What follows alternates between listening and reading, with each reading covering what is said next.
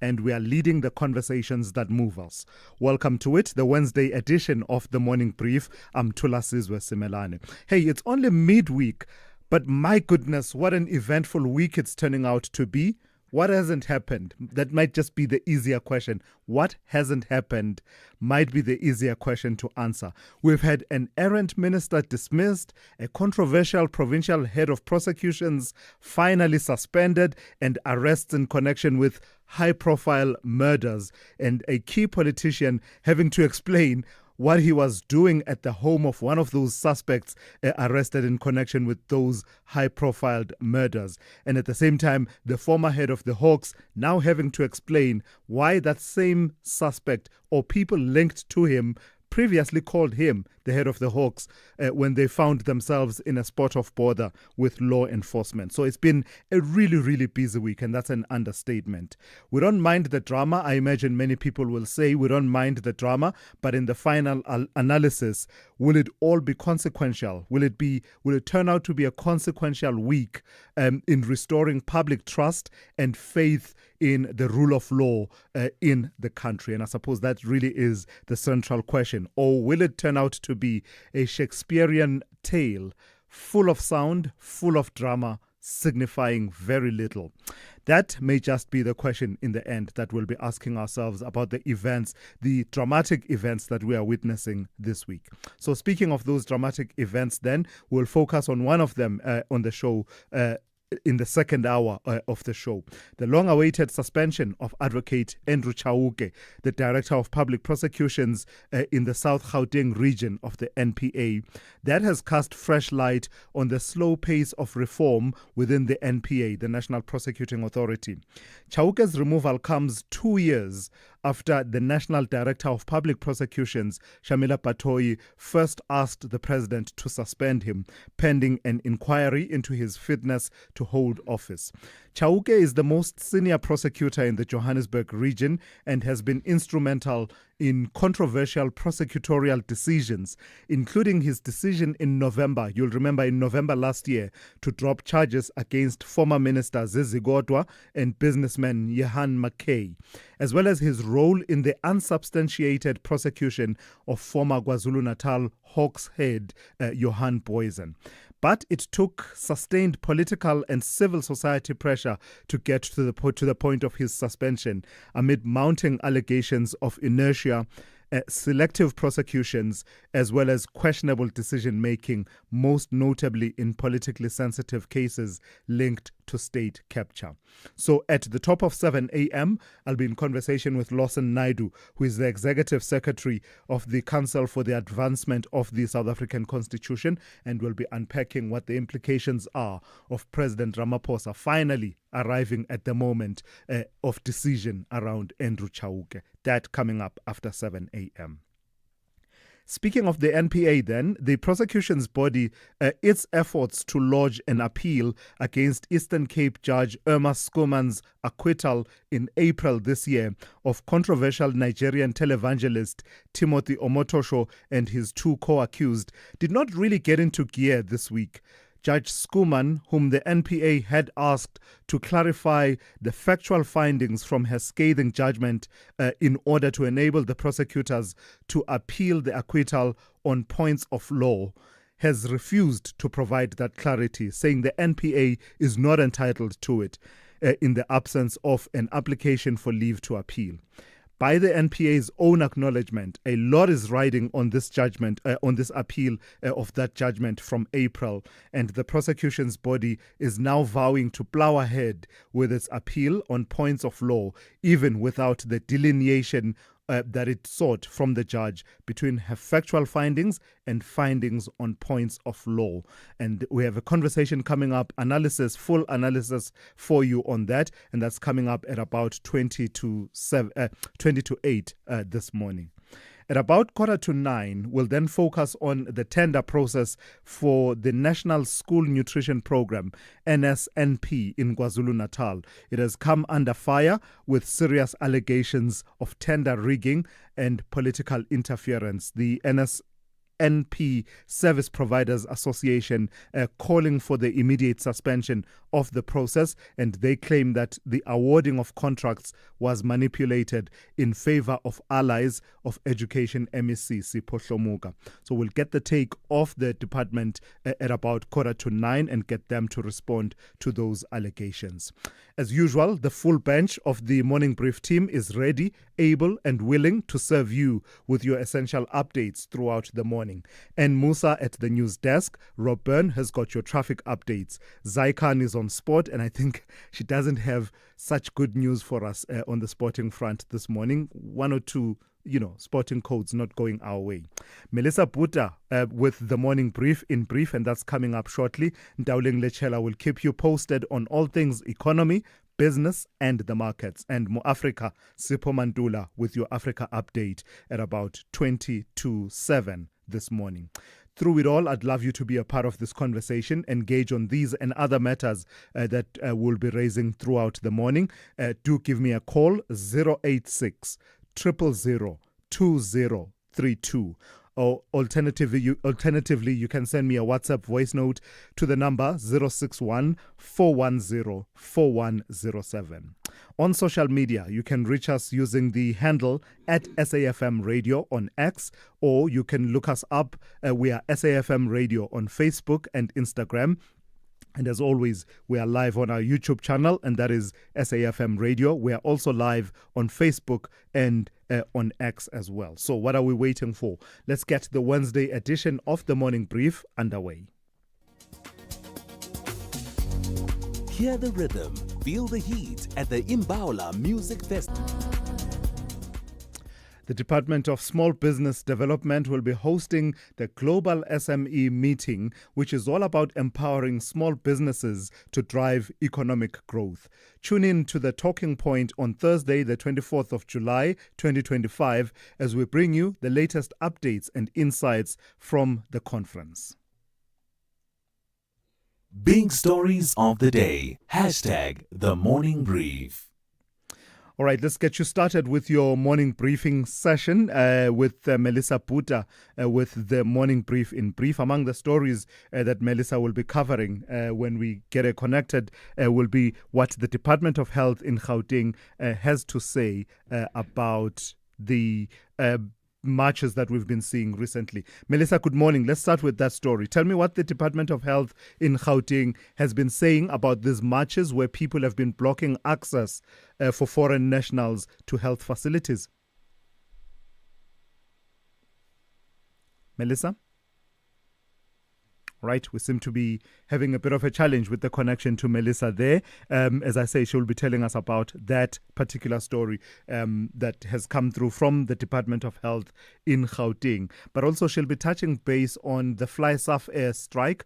There's an update there that has come through in terms of where things stand as far as that strike is concerned. I believe we have Melissa now. Melissa, let's start with you telling us about what the Department of Health in Gauteng has been saying about these marches where people have been blocking access for foreign nationals to health facilities. Good morning. Good morning, Thulasizwe. The Gauteng Health Department has warned that blocking foreign nationals from accessing healthcare could hinder efforts to control communicable diseases. This comes after members of Operation Dudula prevented people, allegedly undocumented foreigners, from entering public hospitals. The government emphasized that only the immigration officials can determine legal status. Health facility managers have been instructed to contact police if anyone obstructs access to care. The department stressed the importance of treating all individuals to prevent disease outbreaks. Claims by Operation Dudula that their actions reduced congestion at hospitals were rejected by the National Department of Health as unfounded. So this is an interesting one to see because it's been going on for quite a while. It has indeed, and it will be interesting to see how it's all resolved in the end. Tell me about the pilot strike at Fly-Saf Air. There were indications that there would be measures put in place to assist passengers and get them refunded and the likes, but the inconvenience remains significant, doesn't it? Yes, so consumers are really struggling. The pilot strike at Fly-Saf Air over salary disputes has disrupted travel plans for many and increased flight prices quite significantly, frustrating passengers. The airline has reduced its daily flight schedule due to limited pilot availability. Passengers report sold out flights and significant fare hikes, with some paying up to 3,500 for tickets that would usually cost them around 2,000 rand. Flight Survey confirms that the reduced flight schedule will continue until the strike is resolved. So people will be, complaining for quite some time. And then lastly, Melissa, the next story, I sort of foregrounded it and foreshadowed it in my introduction. It's been one of those your moments of the week. Tell me about these arrests of the suspects in connection with the murder of Opa John Sefoka, popularly known as DJ Somebody. So 2 of the suspects arrested in connection with the November 2022 drive-by murder of popular musician DJ Somebody have also been linked to the high-profile murder of Transnet engineer Armand Swart and the attempted murder of Tebogo Tobojane. 4 men, including Fenton businessman KT Molefe, appeared briefly at the Alexandra Magistrate Court. The case was postponed to the 29th of July for further investigation and Molefe's formal bail application. Molefe, alleged to have ordered the hit, is being held separately from his co-accused. Police also confirmed that the firearms, which were seized from the suspects, were used in at least 10 serious crimes, including Sefoka's murder. Molefe is also linked to a broader web involving politically connected individuals, prompting calls for a commission of inquiry into police corruption. Meanwhile, controversy surrounds Johannesburg MMC for Transport Kenny Kunene, who was found at Molefe's home during the arrest, prompting calls for his dismissal. It's also being alleged as of recently that he could be suspended by Patriotic Alliance. Yeah. So this will be an interesting one to see how it develops. Yeah, that's the biggest intrigue of all, isn't it? Kenny Kunene, what was he doing at that home of that suspect when police pounced? He says he was there to assist journalists from his news organization with an exclusive story. But I wonder, was that exclusive story then reported? Because, they were there to do an interview, according to him, with this Mr. Molefe.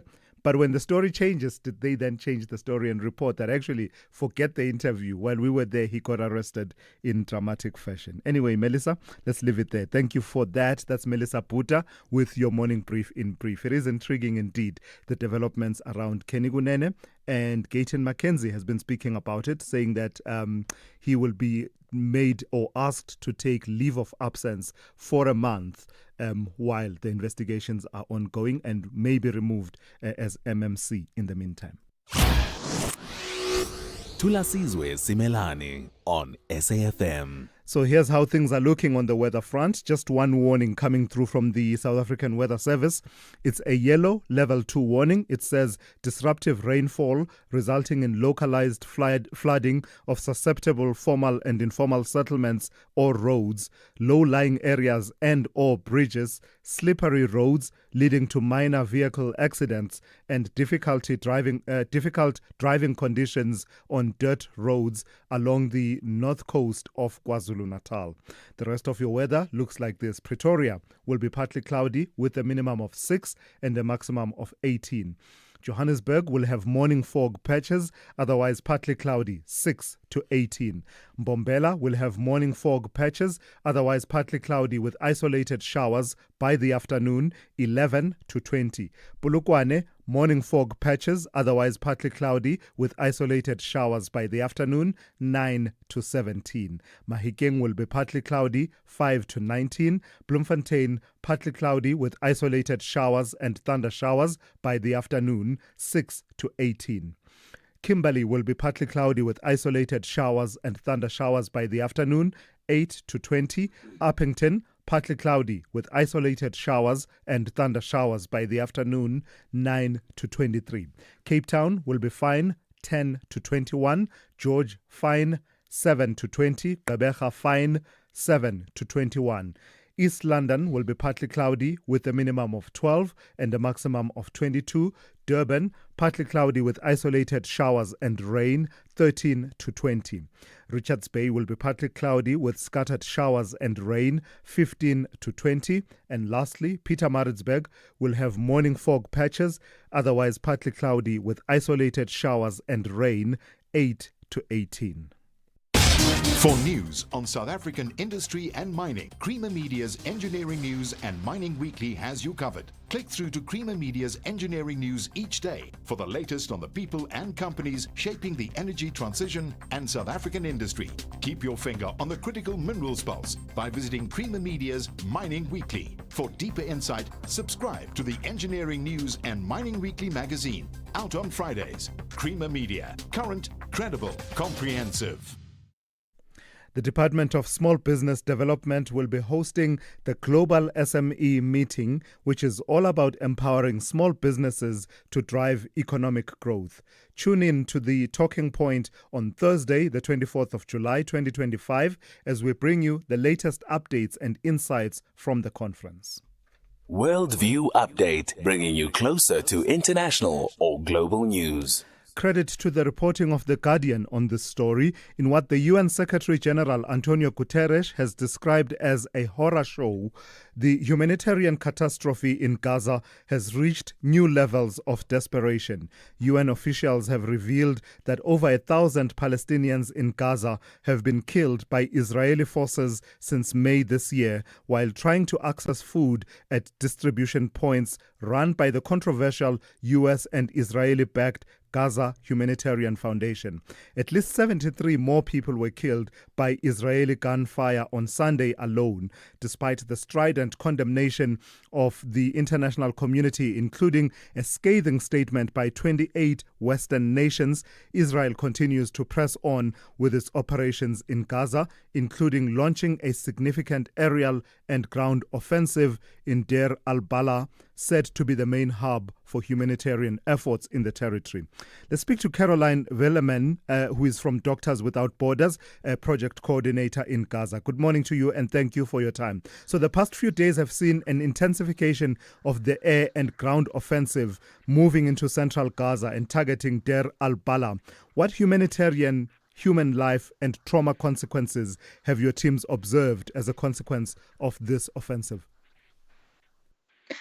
So indeed, myself, I am based in Gaza City, which is to the north and which has been under attack very strongly already since a longer time. But the impact of the ground invasion in Deir al-Balah has been devastating for my colleagues, for the work that we can do.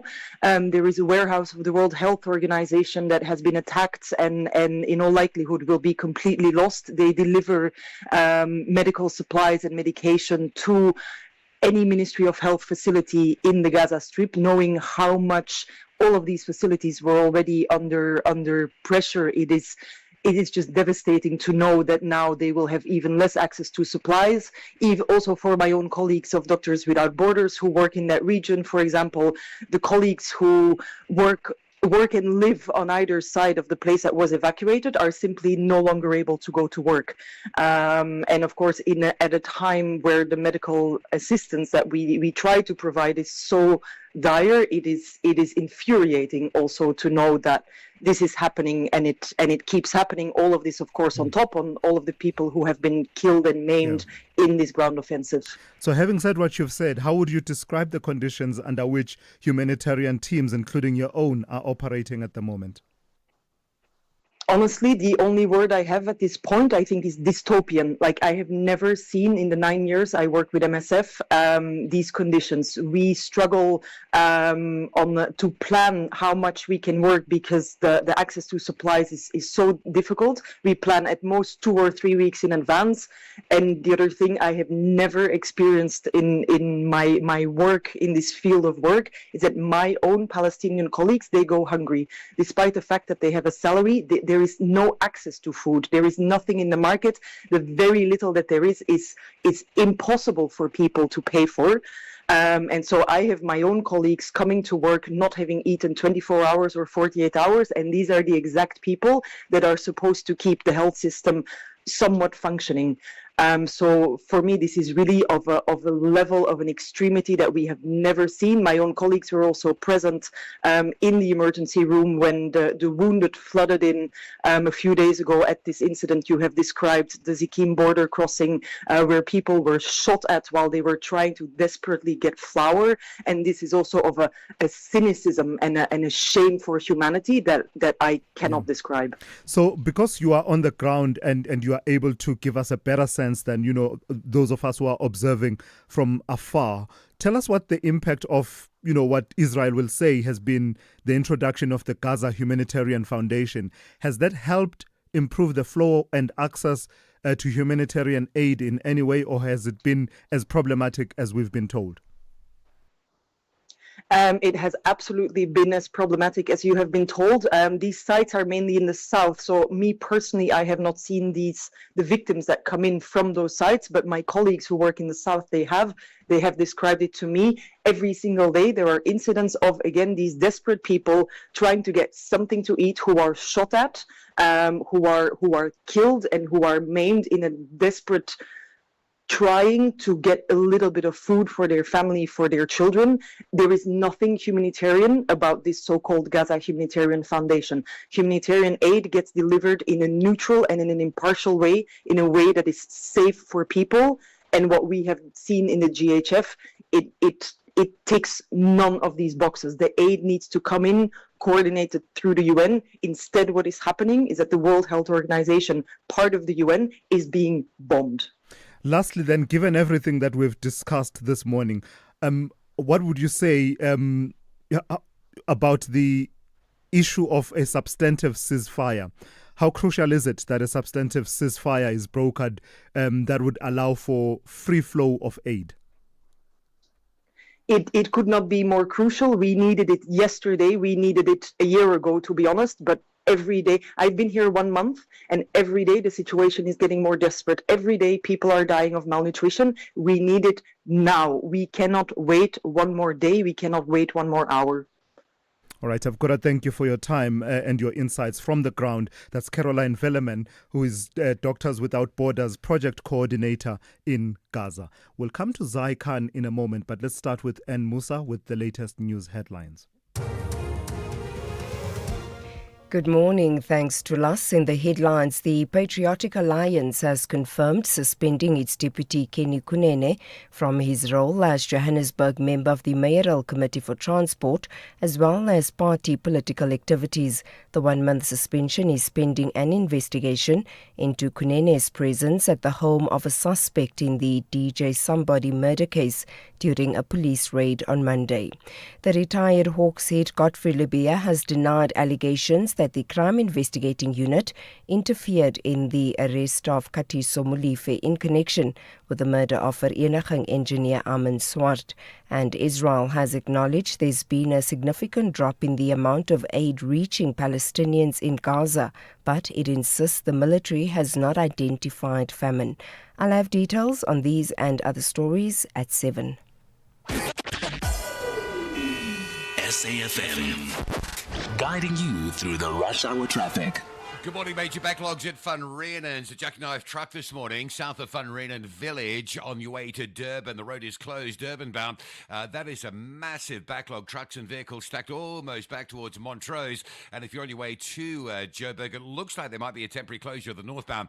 That is heavier than it should be. So maybe they're just pulling that truck off or doing something, but very heavy. Durban bound into a closure and big backlogs on your way north as well. Pretoria this morning, the mighty Mopani Highway queuing heavily down to and Pathlali Drive. Lights are still out Pretoria East, Solomon Mashlangu and Garsfontein, so expect some delays all over that particular junction as well. Cape Town, the lights on the Stellenbosch Arterial R300 bridge, they failed again down on Monday, working yesterday, but down again this morning. So coming out of Blackheath and Cowes River, fairly slow. And a crash on Robert Sobukwe at the N2. That's quite slow coming from Valhalla Parkside on Robert Sobukwe down towards the N2 highway. Rob Byrne, SAFM Traffic. This is SAFM Sport with Zai Khan. Yeah, Zai, the winning streak is gone, eh? You remember a few days ago I said to you, we're going to win so much, you're going to grow tired of winning. quoting that man there in the White House, it would seem that streak of South Africa winning on every front has been broken. Oh, wow. Yes, we are heartbroken as well, Thulas. We absolutely are. I mean, this is such an emotional moment because I was really hoping for Banyana. But yeah, Nigeria breaking our hearts, edging our Banyana team 2-1 in the WAFCON semi-final last night. The clash was dubbed the final before the final, and it saw tempers flaring as well as injuries late on. Nigeria holding firm even through, 9 minutes of extra time to book their spot in Saturday's final in Rabat with the host Morocco. Morocco edging Ghana 4-2 on penalties in their semi-final clash that ended 1-1 after extra time in Rabat. The defeat means Ghana must now battle, that's South Africa, in Friday's third-place playoff. And cricket, New Zealand powered their way to a 7-wicket win over the Proteas in the 5th Tri-Series T20I at the Harare Sports Club. That took place yesterday. The result sees New Zealand keeping their unbeaten run going ahead of their final pool match tomorrow against Zimbabwe. And South Africa's Bayanda Joy Walaza, well, he won the marquee men's 100-meter title at the World University Athletic Games in Bochum, Germany. He won the men's gold in the time of 10.6 seconds, with Thailand's Puripol Bunsen in silver and Japan's Hiroki Yanagati with bronze. And it was the woman from Australia, George Harris. She won gold, and silver going to Magdalena Stefanovic of Poland, and South Africa's Gabriela Marais taking bronze in 11.51 seconds. Tennis action, Venus Williams made history by becoming the oldest player to win a WTA Tour level singles match since 2004. The 45-year-old, 7-time Grand Slam champion defeated the world number 35 Peyton Stearns 6-3, 6-4 in the first round of the Mubadala City DC Open. And finally, cycling, Valentin Perret-Pientre produced a late sprint to get past Ben Healy and claim a stunning win on stage 16 of the Tour de France. Jonas Vingegaard attacked Tadej Pogacar on the climb, but ultimately finished 6th after Pogacar, the reigning champion, increased his lead by 2 seconds. Here's Vingegaard. Happy with the feeling today and happy with the attacks I tried to do. And of course I didn't gain any time today, but I take a lot of motivation today. The team did really amazing today. Everybody worked with everything they had. Yeah, it was really commitment from everyone, and everyone was doing super great. So thank you to all my teammates. We'll pedal back, top of the hour. I'm Zai Khan. The Business Update on SAFM. Let's say good morning to Ndauling Lechela for the first update of the morning. Ndauling, we start with some good news, do we not? Japan and the United States agreeing on a trade deal. That's right, Thulas. After weeks of back and forth, the US and Japan have finally sealed a trade deal just over a week before the 1st of August tariff deadline. And zooming in on the agreement, Japan will invest $550 billion in the US, and both countries are imposing a 15% reciprocal tariff on each other's exports. This deal, announced by President Trump, aims to strengthen economic ties between the two nations. Japan will open its market to American goods, including cars, trucks, rice, and other agricultural products, while the US will maintain a 15% tariff on Japanese imports, down from a previously threatened 25% levy. The agreement has been welcomed by Japanese officials, with Prime Minister Shigeru Ishiba likely to benefit from the deal amid political turmoil in Japan. The country's governing coalition lost its majority in the upper house elections just days before this announcement, but analysts say the trade deal could help Ishiba's leadership. Now, Japanese auto exports to the US, which account for 28.3% of all shipments, will see a reduction in tariffs from 25% to 15%. The deal has sparked positive market reaction, with Japanese auto stocks in the green today. Benefiting are the likes of Honda, Toyota, and Nissan. So on the other story, Ndauling, what has Trump said about Coca-Cola? Yeah. I missed that story. Tell me about that and what plans now Coca-Cola has around introducing U.S. cane sugar Coke. So basically, President Trump had tweeted, or I think it was on that other platform he Truth uses. Social. He truthed. Truth They Social. call it you Yes. you truthing. Oh my gosh. The He had irony in the truthed, name. I guess. The irony. He had truthed, I guess, that Coca-Cola would be changing its formula in one of its fizzy drinks, well, Coke in particular, in the US, and that they would stop using sweeteners and use sugar cane. At that time, Coke did not confirm that, but it confirmed it yesterday when it released its results. The beverage giant saying it will be gearing up to launch a new version of its classic fizzy drink, sweetened with US-grown sugar cane. This comes amid Health Secretary Robert F. Kennedy's Make America Healthy Again campaign. The company currently uses high fructose corn syrup in many of its US products. Now, the new cane sugar variant will be offered as an alternative, not a replacement. This decision, of course, comes after Trump's claim that he convinced Coca-Cola to switch to real sugar cane, which he believes will be a good move. Now, the new product is likely to appeal to fans of Mexican Coke, which is made with cane sugar and often sold at a premium in US stores. The news, as mentioned, comes alongside its earnings reports, where Coca-Cola beat Wall Street estimates for revenue and profit, benefiting from demand or increased demand for zero sugar drinks and higher prices for its drinks. Prices rose 6% in the quarter after a 5% rise in the previous quarter, that being the first quarter, and this was led by increases in some inflationary markets. Meanwhile, total case volumes fell about 1% compared with a 2% rise in the preceding 3-month period. Say what you want about Trump. He is getting these little concessions here and there. But I guess the question then becomes on a balance between, the eggs that he's having to smash to make this scrambled egg. What do you call it? That thing, man, that you make with eggs, omelette, to make this omelette. Omelette. Yeah, is it worth all the eggs that you are smashing? I guess that's where the conversation goes when Ntauling. Lastly, give us a recap of how we closed yesterday and how we've opened this morning. So we're seeing some profit taking in markets with stocks choppy. US markets caught up in that, with markets mixed in yesterday's session. While the Dow Jones edged higher, the Nasdaq reversed gains, closing in the red. The same kind of mood playing out here at home, with markets taking a breather yesterday. The all share shed 0.33%, and those losses were led by a 1% decline in the financial 15.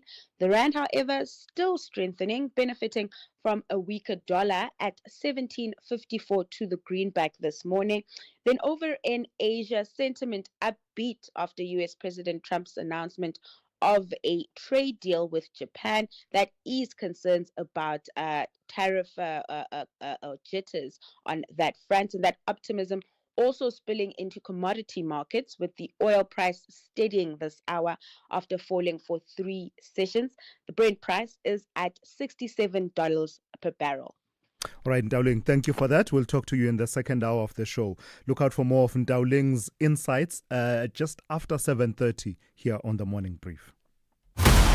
Champions need motivation above and beyond winning. South Africa, show your love and support for the WAFCON defending champions Banyana Banyana. Witness the Capital Total Energies Women's Africa Cup of Nations Morocco 2024 from 5 to 26 July 2025 on SABC Plus, S3, SABC Sport on DTT Channel 4 and SABC radio stations. Where Africa competes, South Africa connects. Proudly brought to you by SABC Sport. For the love of the game. Call Thulasizwe now, 086 000 2032. Yeah, so a bit earlier on, I told you about the intrigue surrounding Kenny Kunene's presence at the home of the person that was arrested in connection with the murder of the DJ known as DJ Somebody.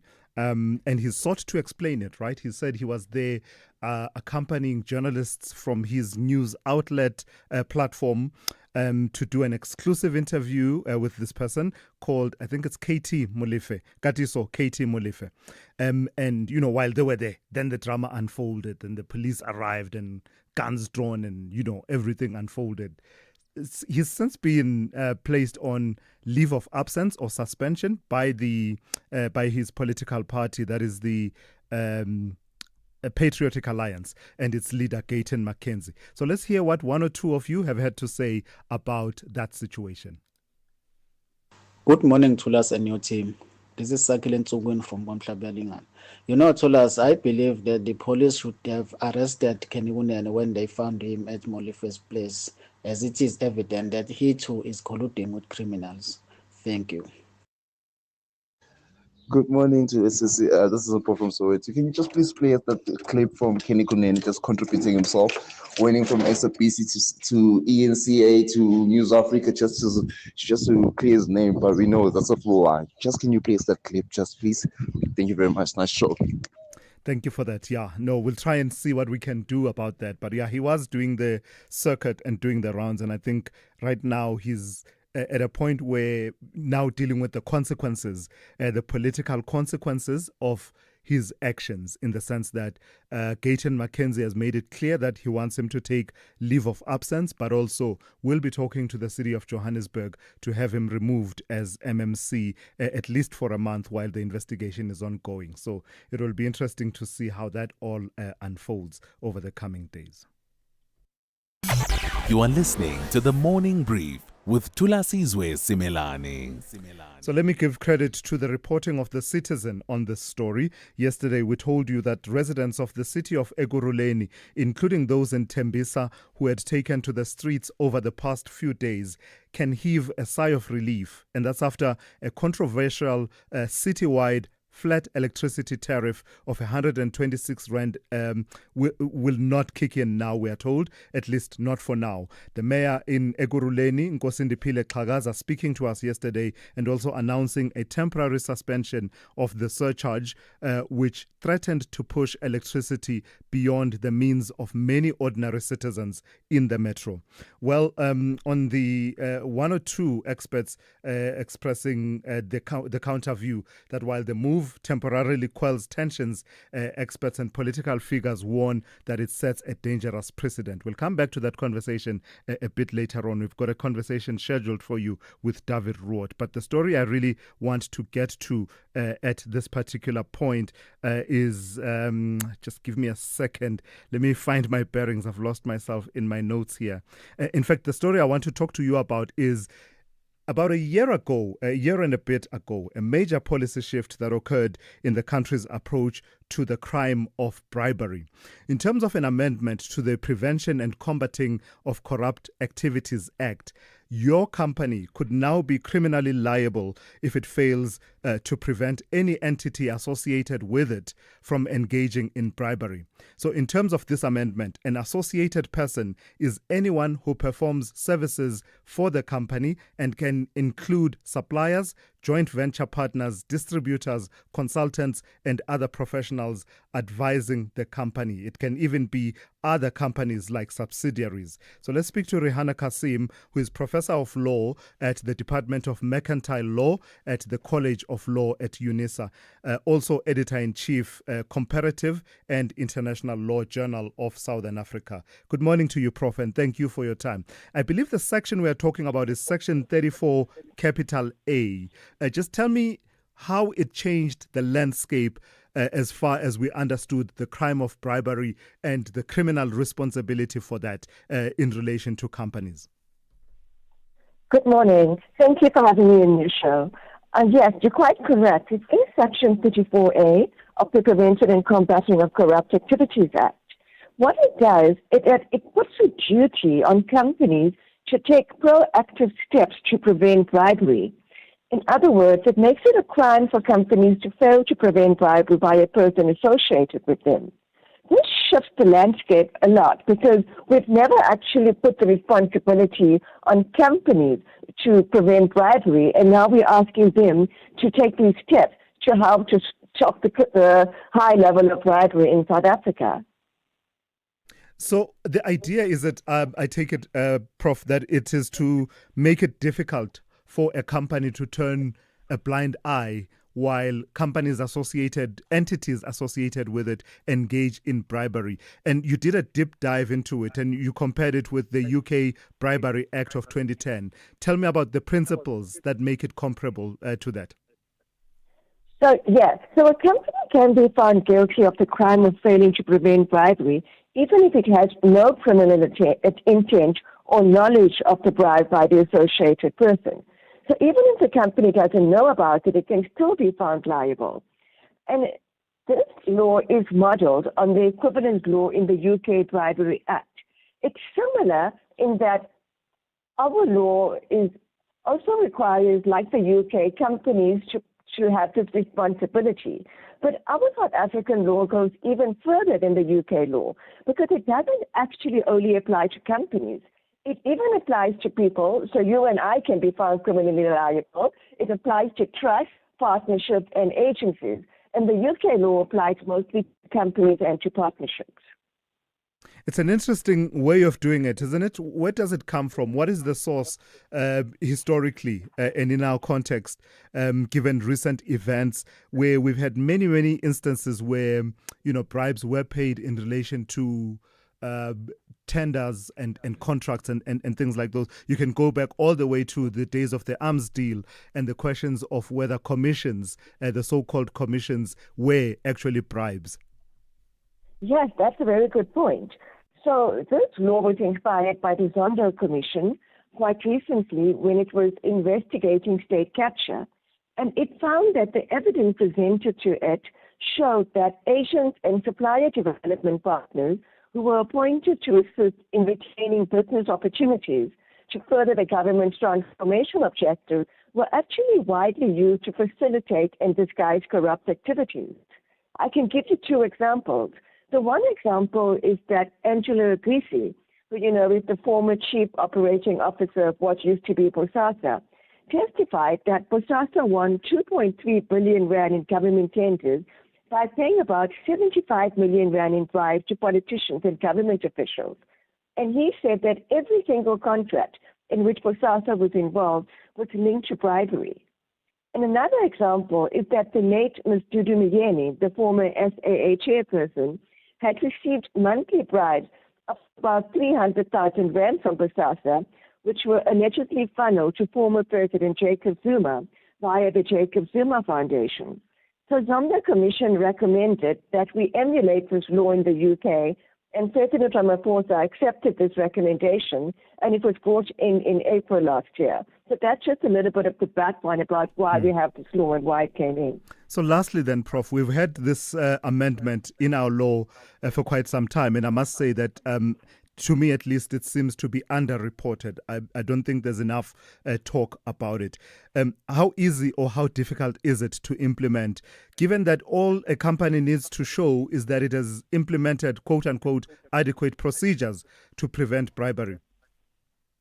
Yes, that's correct. So the only defense we have is company can show it did put in adequate procedures to prevent bribery by a person associated with it. But we've had no prosecutions or anything of the sort. And I think that there's two essential problems. The first is that the South African government has not published any guiding principles to steer South African entities and what procedures would constitute adequate procedures. So we're missing that guideline. We need to know what would be sufficient for defense. And I think the other problem is that, as you know, we've had a problem in this country of the National Prosecution Authority not being able to secure conviction for crimes of corruption. And we need the National Prosecution Authority to commit to investigating matters where companies fail to prevent bribery by associated persons and to commit the resources to doing this. And without a collective commitment to uphold the principles of this new law, it may be difficult to secure convictions for bribery. All right. Thank you for highlighting it and that deep dive that you did into it. Just for your interest, you can look it up on the Thought Leadership and Academic Research publication, The Conversation. It's an interesting way of doing it, as I was saying with Prof there, that the responsibility placed on companies to ensure that you put enough measures to curb bribery, even by people associated and entities associated with you. So not just you not engaging in bribery, but the responsibility also to ensure that those that you do business with also don't commit bribery. That's Professor Rihanna Kasim, who is Professor of Law at the Department of Mercantile Law at the College of Law at UNISA. SAFM, guiding you through the rush hour traffic. Good morning. Our top story, major delays around Van Reenen's Pass. There is a truck that jackknifed early hours this morning on the Durban-bound carriageway. That carriageway has been closed. There's a big backlog coming into Van Reenen village from the Montreux side. There is a backlog going north as well as you approach the recovery, but that side is open, but really huge. If you're coming to Durban from Joburg, driving through the Free State, maybe find a services, just pull over, have an extended breakfast break, I would think. Just relax, take it easy, wait for that scene to clear and wait for the big backlog to clear through as well. Staying in KZN, if you're on your way up to Pietermaritzburg, stationary truck between Ashburton and Market Road, causing some delays on the Pietermaritzburg bound carriageway. Joburg, Mike 1 from Gold Reef City up towards Empire Road, looking fairly jam-packed, busy across all lanes on the M1 South from Brackfontein all the way down to New Road at this stage. And there's quite a backlog on the Dustport Tunnel option coming south off the Mopani Highway in Pretoria, Bremer Street onto Transilrania, going down to sort of WF Nkoma and Vanderhof. Very heavy backlogs through there today. Cape Town crash into inbound before the R300. That's slowing traffic passing Khayelitsha. Crash on the outbound side before Robert Sobukwe, holding you up towards the airport. And no traffic lights again this morning. Stellenbosch Arterial at the R300 coming from the bottom of Kales River, Blackheath side along that R300 towards the highway. Very busy. Rob Byrne, SAFM Traffic. Runners will brighten the streets of Phalaborwa during the F21 Half Marathon. It is a unique race that starts in the afternoon. Athletes confront the unkindness of the heat. This special running day honors 3 decades of endurance and unites Phalaborwa in motion. The 2025 edition promises an unforgettable experience. Catch the F21 Half Marathon on Saturday, 26 July at 1 p.m. Streaming live on SABC Plus, SABC2 and SABC Sport on DTT Channel 4. Proudly brought to you by SABC Sport. For the love of the game.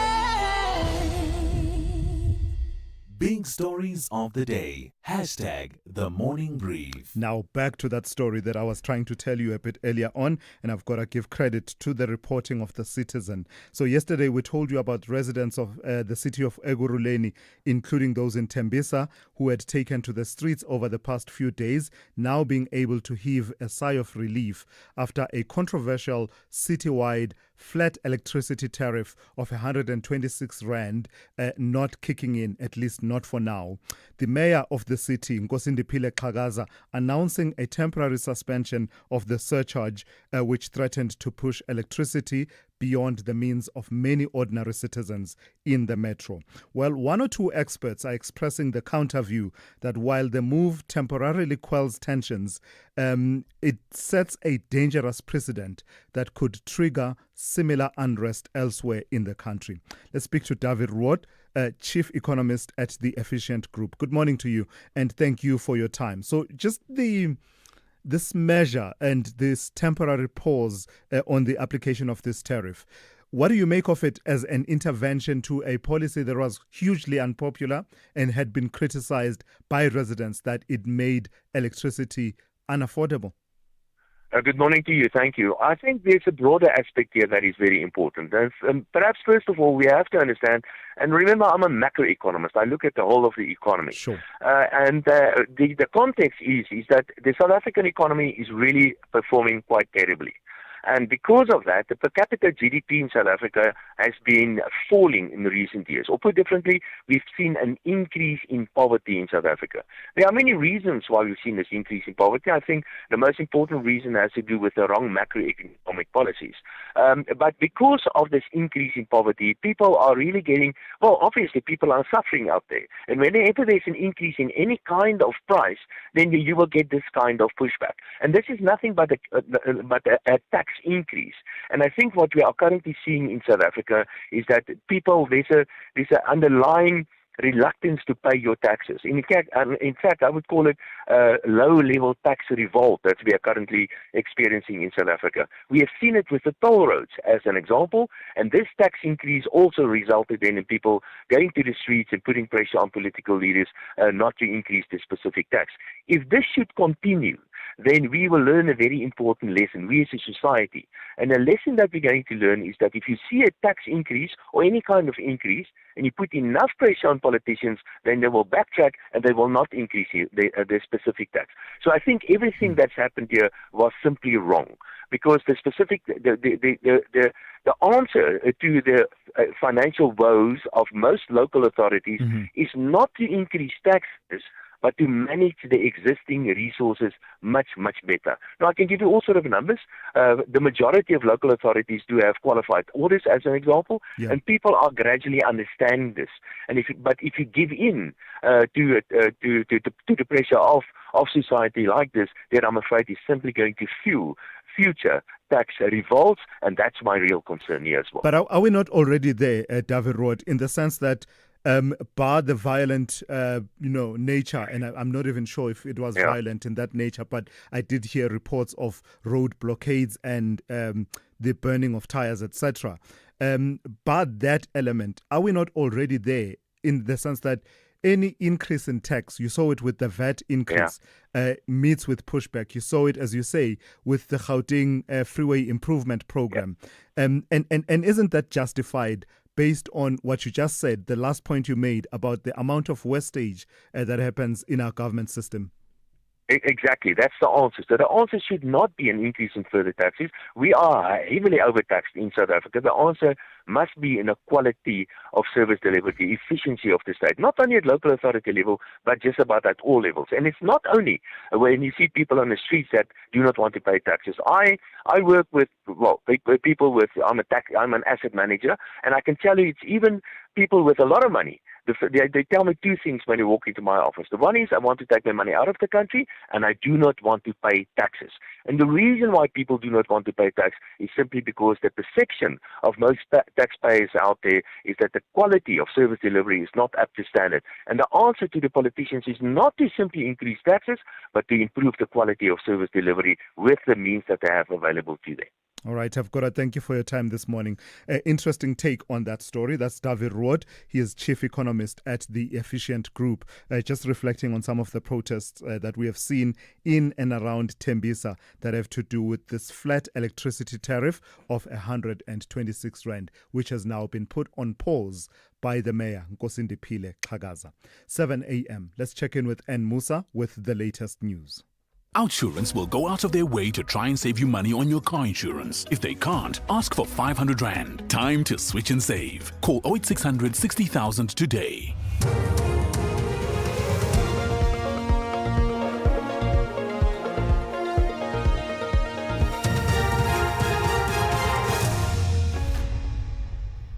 In our top stories, PA's Deputy President Kenny Kunene suspended and Israeli officials deny allegations of famine in Gaza. Good morning. The Patriotic Alliance has confirmed suspending its Deputy President, Kenny Kunene, from his role as Johannesburg member of the Mayoral Committee for Transport, as well as party political activities. The one-month suspension is pending an investigation into Kunene's presence at the home of a suspect in the DJ Somebody murder case during a police raid on Monday.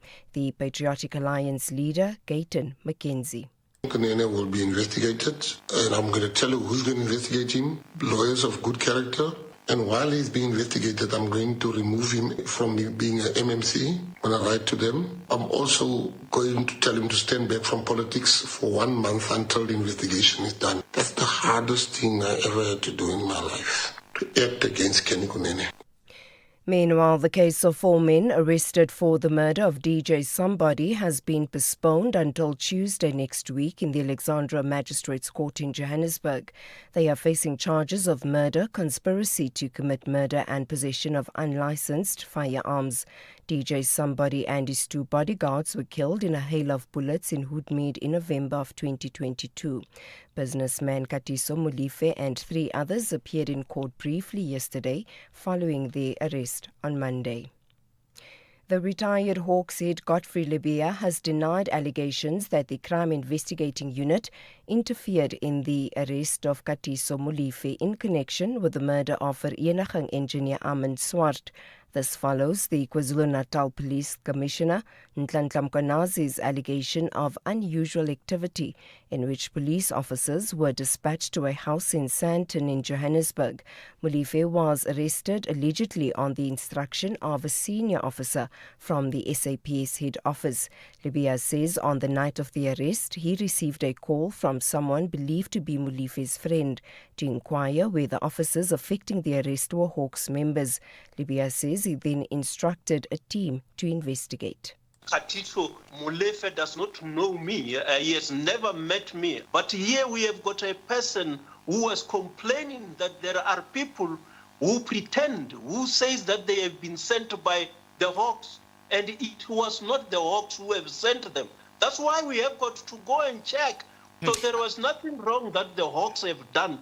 They have gone there not to go and interfere, to go and ensure that the people who are there are legitimate, they are doing legal work. President Cyril Ramaphosa has welcomed the new Higher Education and Training Minister Buti Manamela to the Cabinet during a swearing-in ceremony in Tynhuys in Cape Town. Manamela, who served as the department's deputy minister, has taken over from Dr. Nobuhle Nkabane, who Ramaphosa sacked this week. This follows numerous calls for Nkabane to be fired for her handling of the SETA board chairperson saga. Ramaphosa spoke during the swearing-in ceremony.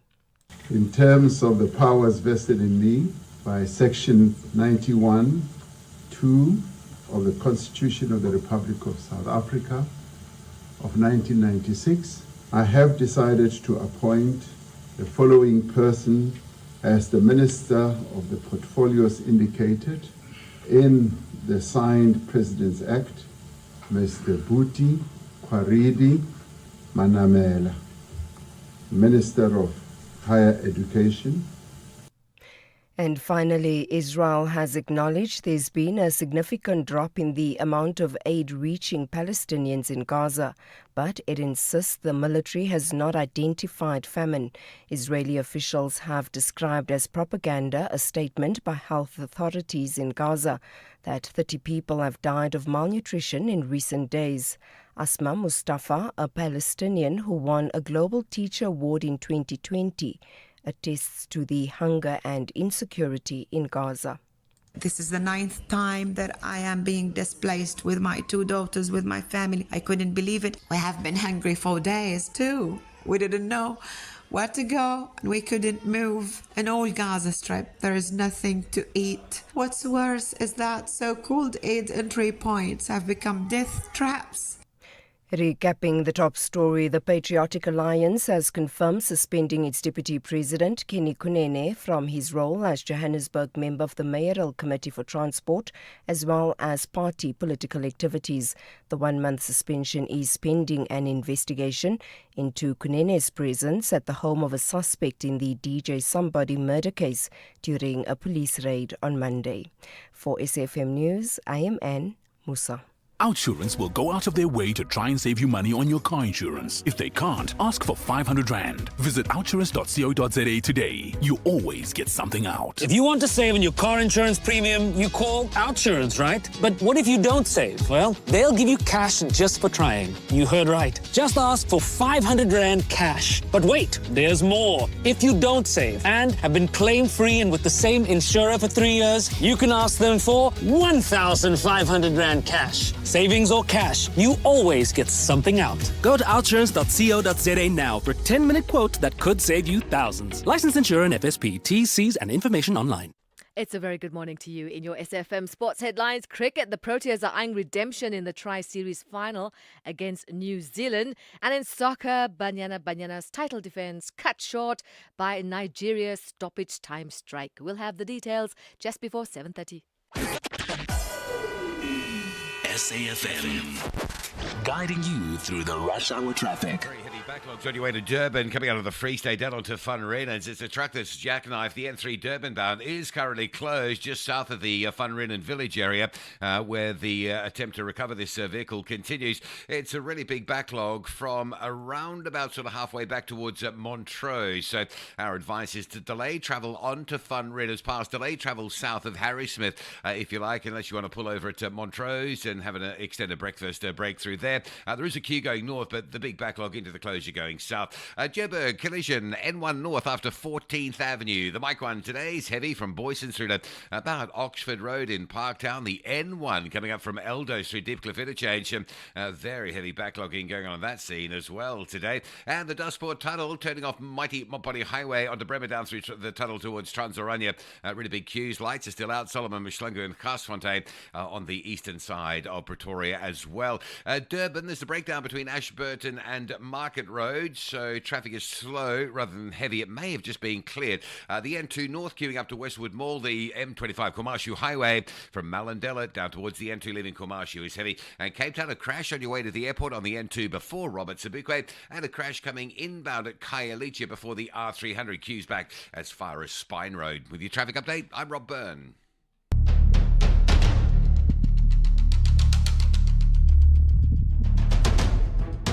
The Morning Brief with Thulasizwe Simelane. Weekdays, Monday to Friday, 6 to 9 a.m. The Morning Brief with Thulasizwe Simelane. Weekdays, Monday to Friday, 6 to 9 a.m. 8 minutes after 7 on this Wednesday. Good morning. It's great to be in your company. We are into the second hour of the Morning Brief here on SAFM 104 to 107 nationwide. Let me tell you quickly what's coming up in this hour. We'll be touching base on the story around the final and long-awaited suspension of Advocate Andrew Chauke, who is the Director of Public Prosecutions in the South Gauteng region of the National Prosecuting Authority. This is something that the National Director, that is Shamila Patoi, asked for about 2 years ago, August 2023, if I'm not mistaken, and it took the President that long to, quote-unquote, apply his mind, and having heard representations from Advocate Chauke, then made the decision that suspending him pending an inquiry into his fitness to hold office is the way to go. We'll get the reflections of Lawson Naidu. Lawson Naidu is the Executive Secretary of the Council for the Advancement of the South African Constitution, CASAC, and that conversation is coming up in the next few minutes. And shortly thereafter, we'll be talking to Ian Cameron, who is the chairperson of the Portfolio Committee on Police in Parliament. This after the two committees, Police Portfolio Committee, as well as the Justice and Constitutional Development Portfolio Committee, resolved that they will recommend to the National Assembly that an ad hoc committee be established in parallel to the Commission of Inquiry, Judicial Commission of Inquiry that President Ramaphosa announced to probe the claims and allegations made by Lieutenant General Nhlanhla Mkhwanazi. This committee of Parliament, an ad hoc committee, should also do the same, but it must be do so quite swiftly, understanding the gravity of the allegations that were made by General Mkhwanazi, and conclude all of its work within 90 days. Ian Cameron will join me at about 7:20 to just reflect on that work going forward. And of course, a bit later on in this hour, at about 8:20, we'll be reflecting on that story I told you about earlier on. Basically, the NPA, their attempt to appeal the judgment that acquitted Timothy Omotosho and his two co-accused in April, not getting off to a good start before the Eastern Cape judge Irma Skuman. The NPA had wanted the judge to delineate and separate her findings of fact from her findings of law, because the prosecutors can only appeal on matters of law, findings of law. So they said they wanted that to be clarified. The judge refusing to clarify that and saying that they are not entitled to that clarity. But the NPA insists that they will be forging ahead because they do believe that they have good prospects of raising a point of law on appeal. So that conversation coming up at about 20 to 8 this morning. Do give me a call. Let's engage. The number to dial 086 000 2032. Please send me WhatsApp voice notes on 061 410 4107. Let's get the second hour of the Wednesday edition of the Morning Brief underway. Champions need motivation above and beyond winning. South Africa, show your love and support for the WAFCON defending champions Banyana Banyana. Witness the CAF Total Energies Women's Africa Cup of Nations Morocco 2024 from 5 to 26 July 2025 on SABC Plus, S3, SABC Sport on DTT Channel 4 and SABC radio stations. Where Africa competes, South Africa connects. Proudly brought to you by SABC Sport. For the love of the game. SABC Sport brings you Chasing the Sun, a powerful 5-part documentary series about the Springboks, telling the rousing tale of their path to redemption and ultimate World Cup glory in 2019. Starting on the 13th of July at 7:30 p.m. on SABC2, tune in every Sunday for the highs, the heartache, and the heroics that made rugby history. Stream each chapter on SABC Plus anytime, anywhere. No subscription needed. Don't miss Chasing the Sun this Sunday at 7:30 p.m. on SABC2. Be there when history shines. Thulasizwe Simelane on the Morning Brief. Weekdays, Monday to Friday, 6 to 9 a.m. All right, let's start this hour with this story. The long-awaited suspension of Advocate Andrew Chauke, Director of Public Prosecutions in the South Gauteng region, has cast fresh light on the slow pace of reform within the National Prosecuting Authority.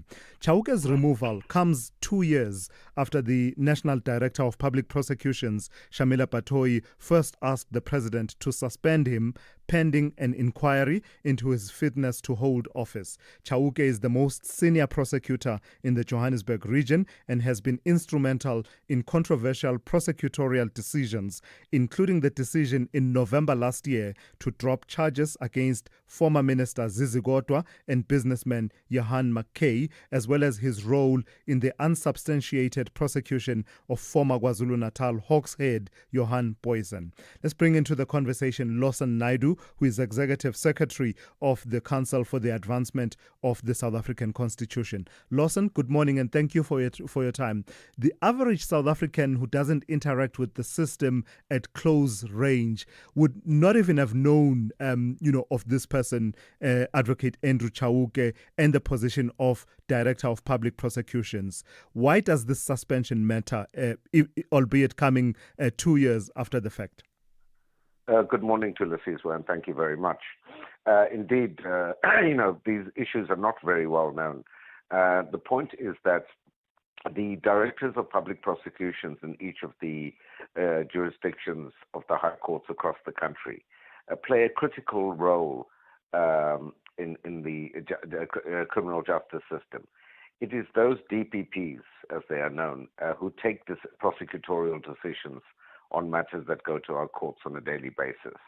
There's a misapprehension that this is done by the NPA head office, by the National Director, Advocate Shamila Patoi, but that is not the case. The powers are devolved to the Directors of Public Prosecutions, so they play a critical role in the administration of criminal justice in our courts.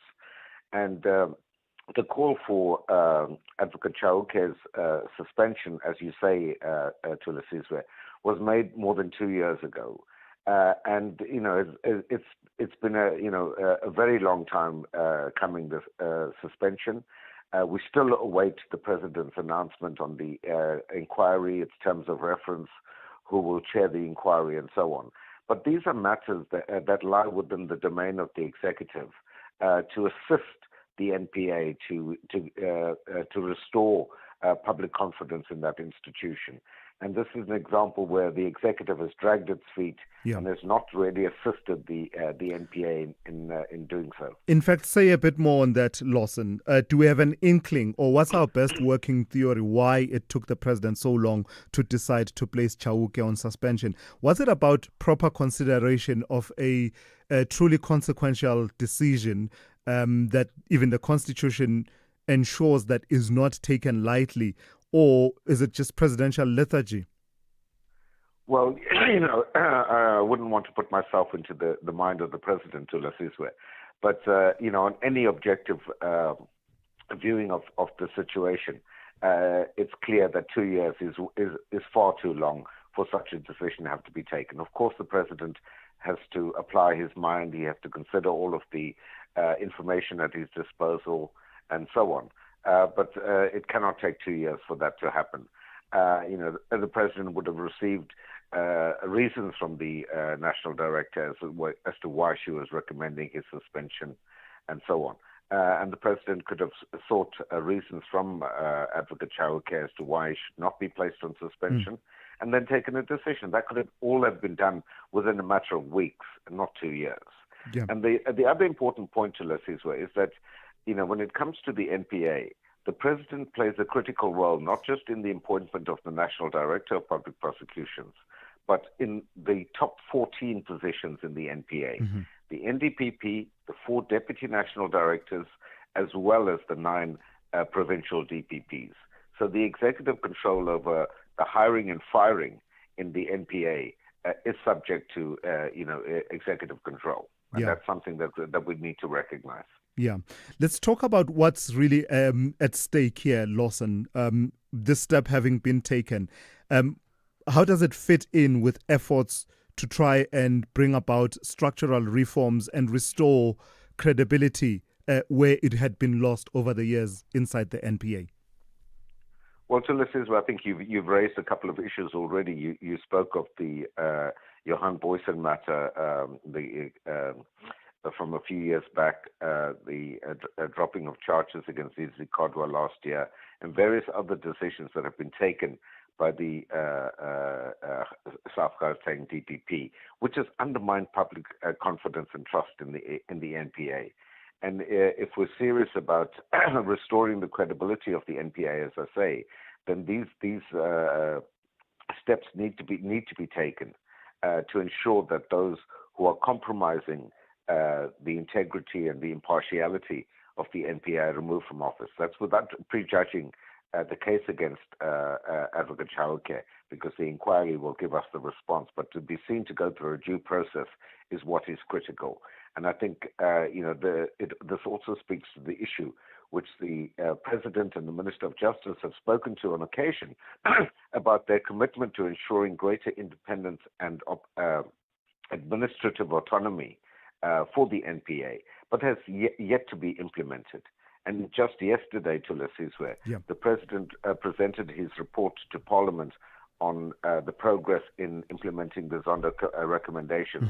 And in the context, included in that report is a section that deals with the appointment process for the National Director. We had all expected that the President would follow a similar process to that which he did the last time, where there was a panel with open interviews. He now says in this report that this may not be possible, at least not until November this year. We know and have known for years that Advocate Pretori will be leaving office early next year. And, given that this would have been the first time in the history of the NPA that we could have had a handover from one national director to the other, it seems that we are spurning that opportunity. And again, not providing the kind of support and assistance to the NPA that is required. All right, Lawson, thank you for that. And thank you for highlighting that. I had missed that particular story, that leg of the story. It's definitely worth following through. That's Lawson Naidu, who is Executive Secretary of the Council for the Advancement of the South African Constitution. SAFM, in collaboration with the Standard Bank Joy of Jazz, brings you the Jazz for Young People concert, happening at the National School of the Arts on the 26th of July 2025. Tune in to Seasons and the Soundtrack of Your Life, broadcasting live. This unique event is a powerful celebration of youth, creativity, and community spirit. Bring the whole family to enjoy a wonderful day of world-class jazz from young musicians, curated by Zoe Mudicha, featuring National School of the Arts Band, Willow Crescent Magnet School of Music Band, Biko's Manor, and many others. Have fun while doing good. Tickets are available at Quicket for just 80 Rand and 50 Rand for kids under 12. SAFM, leading the conversations that move us. Thulasizwe Simelane is streaming live now on Facebook, YouTube, and X at SAFM Radio. 22 minutes after 7. A joint sitting of the Portfolio Committee on Police and the Portfolio Committee on Justice and Constitutional Development has convened yesterday and addressed the serious allegations that were made by Lieutenant General Nhlanhla Mkhwanazi, who is the KwaZulu-Natal Provincial Commissioner of the South African Police Service. So the two committees concluding that, with the formal adoption of a report that recommends that the National Assembly establish an ad hoc committee to investigate those allegations. Let's welcome Ian Cameron. He's the chairperson of the Portfolio Committee on Police. Good morning to you and thank you for your time. So an ad hoc committee is the path that has been chosen by the two committees of Parliament. Of course, part of the context and background is what the Speaker of the National Assembly had asked you to do as the various committees to see how you take this work forward. What will the recommendation say to the National Assembly and in argument for an ad hoc committee and how it can assist in unraveling these matters? Sure, morning, thank you. So it will be tabled later today. We've just received the orders of the day, and after the relevant budget process that's happening in Parliament today, this specific report will be tabled. Now, there are a few recommendations. One is the allegation regarding Minister Ntunu's decision and instruction to disband the political killing task team. Mm-hmm. And then also the alleged unlawful removal of 121 case dockets from that task team on the direction of the Deputy National Commissioner, General Shadrach Sibia.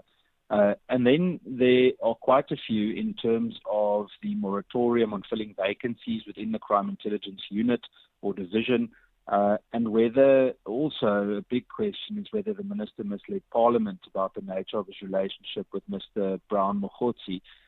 That is, although, something that has been also referred and is being looked at by the Ethics Committee in Parliament. And then there are quite a few more. I think the crux of it is really investigates the allegations made by General Mkhwanazi, very specifically around certain links and names between specific stakeholders. I imagine in your engagements, you must have had the conversation about whether or not you'll be duplicating the work that will be done by the Madlanga Commission. Were you able to delineate between what you can properly investigate without duplicating work that's already being done? So we haven't seen the terms of reference. It's important to also understand that a proposed terms of reference will guide us from what is tabled today by the Speaker of the National Assembly, and that likely in addition to our report that's being tabled. We will then, once that ad hoc committee is officially sitting, determine the exact terms of reference. But yes, obviously, we don't want any form of duplication. I just think in terms of direct oversight of the relevant institutions involved, whether it's SAPS, IPID, or even the Investigative Directorate Against Corruption from the NPA, falls squarely within our oversight mandate. Yeah. So another feature that I picked up from your, at least your public media release on this process is the need to be expeditious in how this is concluded. Tell me a bit more about that. Well, absolutely. I think there needs to be, let's call it a rapid response, for lack of a better description. The point is that we need to move swiftly on it, and it already feels frustrating that we can't go any faster. But I think, if we consider the days that have been passed, it's actually been quite quick in terms of Parliament's response. Then in terms of that expeditious process is that the recommendations need to actually be implemented immediately. And I think What's good and strong about the parliamentary process versus any other commission or inquiry is that we can continue with the oversight to ensure that the recommendations are actually enforced or implemented, whereas there's no rule that says any other commission needs to do the same, as we've seen with previous commissions of inquiry. And you're looking to conclude all of that work within 90 days, yeah? That's the aim, 90 days, 3 months.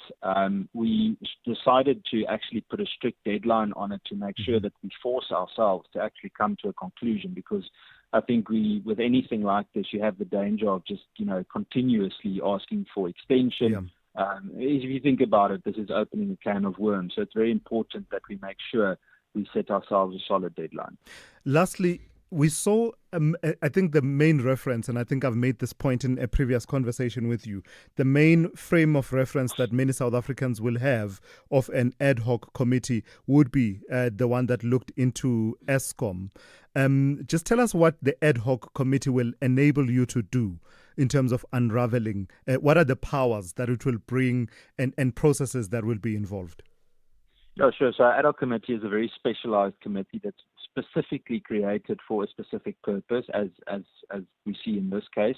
The point is that it can go through any, can summon anyone to appear before that committee, can do the relevant interrogation, and can really zoom in on the very specific issue that it was created for. I think the strong thing about an ad hoc committee is that it's not easily overpopulated. It's proportional representation on such a committee out of members of the National Assembly, obviously most likely from the relevant committees. And that makes it also a smoother process once it gets going. If you don't have, almost want to say in a respectful way, an overcrowding of the process, but you really have a group of people that are invested in a specific issue and that want to resolve it. All right, I've got to thank you for your time this morning. That's Ian Cameron, who is the chairperson of Parliament's Portfolio Committee on Police. This is SAFM Sport with Zai Khan. Good morning. We'll start with cricket. The Proteas, they will have to wait until Saturday to have another attempt at beating the Black Caps when the two sides meet at the T20 Tri-Series final in Harare. South Africa lost to New Zealand by 7 wickets yesterday. Their second loss of the series to the same team, but will have another crack at them in the decider this weekend. Batter Reza Hendricks says the few days of rest will help them. Yeah, I think obviously a better batting performance. We'll obviously reflect and see how everybody went about the game today. We have a couple of days of practice, and hopefully Saturday we come out a lot stronger. We played against them now already, so we know what they're bringing, and obviously they know what we're about as well. So we obviously just have to reflect on our own games, and hopefully we can put up a better performance on Saturday. Soccer action, Nigeria edging Banyana 2-1 in the WAFCON semi-final last night. Keeping their dream of a 10th continental title alive, Nigeria will play in Saturday's final in Rabat with the host Morocco, who edged Ghana 4-2 on penalties in their semi-final clash that ended 1-1 after extra time. The defeat means Ghana must now battle South Africa. That's in Friday's third-place playoff. Rugby, the Springboks will kick off their end-of-year tour against Japan on the 1st of November at the Brighton Community Stadium, the site of their infamous 34-32 defeat in the 2015 Rugby World Cup. The Brighton Test marks the start of a demanding tour that includes fixtures against France, Italy, Ireland and Wales throughout November. On to athletics, South Africa's Bayanda Walaza and George Harris of Australia won the marquee men's and women's 100-meter titles at the World University Games taking place in Germany. Walaza won the men's gold medal in a time of 10.16 seconds, Harris winning the women's gold in 11.44 seconds, while South Africa's Gabriela Marais, she took the bronze in the women's race with 11.51 seconds. And tennis action, Ben Shelton began his journey at the DC Open with a strong performance. He secured victory over Mackenzie McDonald 6-3, 6-4. Now Shelton will face the number 15 seed Gabriela Diallo, who won his match against Fabian Maruzan 6-3, 6-4. In the women's draw, Emma Raducanu beat the number 7 seed Marta Kostyuk 7-6, 6-4, also at the DC Open. Now she will face the four-time major champion Naomi Osaka. Osaka was a 6-2, 7-5 winner against Yulia Putintseva. We'll serve up more sport. Top of the hour, I'm Zai Khan. Good morning, I'm Anne Musa. In the headlines, there's been yet another shooting incident on the Cape Flats. 2 men have been killed and another wounded in Kailicha. More than 20 people have been killed in a series of shooting incidents across the Cape Flats in the past few weeks. The Patriotic Alliance has confirmed suspending its Deputy President, Kenny Kunene, from his role as Johannesburg member of the Mayoral Committee for Transport as well as party political activities. The 1-month suspension is pending an investigation into Kunene's presence at the home of a suspect in the DJ Somebody murder case during a police raid on Monday. And more than 100 aid agencies have issued a joint statement warning that mass starvation is spreading across the Gaza Strip. I'll have details on these and other stories at 8. SAFM, guiding you through the rush hour traffic. No change at Van Rieden's Pass. The road remains blocked if you are Durban bound with a big queue coming down from sort of Montrose side. Our advice remains to delay travel onto Van Rieden Village and into the Pass area. Really big substantial backlog of vehicles and truck traffic in that area, and quite a heavy backlog going north as well. Although the recovery and the jackknife truck is on the south side, there is an impact on the north, so coming off the Pass up into the village area, that is very heavily backed up. Just down into Durban, the N2 this morning, queues from the M7 through Westwood Mall. Yesterday we saw a really big pushback during the morning rush from Toti through to Prospect, and there's none of that this morning. M4 Southern Freeway slow coming up through the Clarewood area, and the M7 into Pinetown pretty heavy from Hans Detman up over St John's Avenue Bridge territory. Pretoria, still no traffic lights. Carsfontein and Solomon Mashlangu, so expect some delays there. Dusport Tunnel going south from Bremer onto Transilvania remains heavy as well. Allendale Road out of Midrand, big delays towards Carstenhof Clinic. In fact, that's on your way to Midrand, so coming from Kleurkop and Tembisa and Kempton Park, Allendale, we're going to have you queuing this morning on your way out towards Midrand. A crash and a breakdown on the N12 between Benoni and Boksburg, so delays coming out of Benoni all the way to about Rondebolt Road. And the N1 North, if you come up from Eldos and Lenasia and Craftsmere, big traffic this morning. N1 North into Deepcliff for a turn down to Uncle Charlie's. Cape Town, a crash scene on the N2 inbound before the R300. That's causing a delay and push all the way back to Baden-Powell Drive. That run passing Khayelitsha, very heavy, and a crash on your way out to the airport on the N2 at Robert Sobukwe. That's a queue from Langa side already. Rob Byrne, SAFM Traffic. The business update on SAFM. Say good morning once again to Ndauling Lechela. Ndauling, you'll forgive me every time the new development bank is mentioned, I can't help it. My mind rewinds and goes back to how Nhlanhla was going to be the head of the BRICS Bank, and the job just never came. Nevertheless, that's not the story you are telling this morning. You are telling the story of the BRICS Bank that Nhlanhla did not head. Yeah? Yes. Nhlanhla didn't have a hand in this. But they are in an agreement with Sanral, are they? Yes, that's right, Thulas. The new development bank has given Sanral a loan worth 7 billion rands, and it will be used to support various projects in its toll portfolio.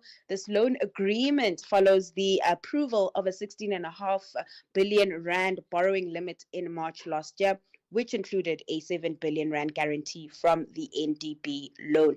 Now, the funding will be used to support key economic corridors, particularly along the N2, N3 and KZN, and the N1. Once the standard conditions are met, the loan will become effective, and the remaining borrowing limit will be used to raise funds in the local market through bonds and bilateral loans.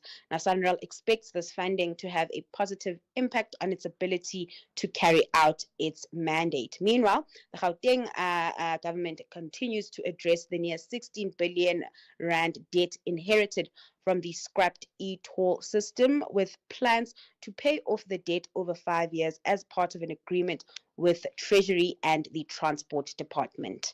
And tell me about Sasol and its restructuring efforts. More movement on that front. That's right. The chemicals giant accelerating the shutdown of certain non-core international operations as part of its restructuring efforts to optimize costs and improve efficiency. Now, the company has already halted production at its Gerbert plant in the US and Alcafenol site in Germany, with plans to close its phenolics plants in Texas and mothball a plant in Italy in the first half of the new financial year. Now, these plants, which supply specialty chemicals to different industries, have been impacted by weak global demand, structural overcapacity, and high input costs. And so Sasol's decision to exit less competitive business lines and mothball higher cost plants aimed to protect margins and free up capital, of course, as it tries to whittle down its debt. The company has been facing challenges in its international chemicals segments, including tariffs, sluggish demand, and rising environmental compliance costs in Europe. Despite these challenges, though, Sasol expects to meet most of its financial guidance for the 2025 financial year, and more details on its annual performance will be revealed next month when it releases those results. That said, how are the markets looking at this hour? So sentiment upbeat in Asia, with investors cheering the US-Japan trade deal. The Nikkei leading those gains, up 3.5%, boosted mainly by gains from automakers. The positive mood also filtering through to the US, with futures trending higher. Investors sifting through the latest trade deal and also eyeing earnings from Alphabet and Tesla. And then coming back home, trade was rather volatile, with stocks taking a breather. The all share shed over 0.33% overnight.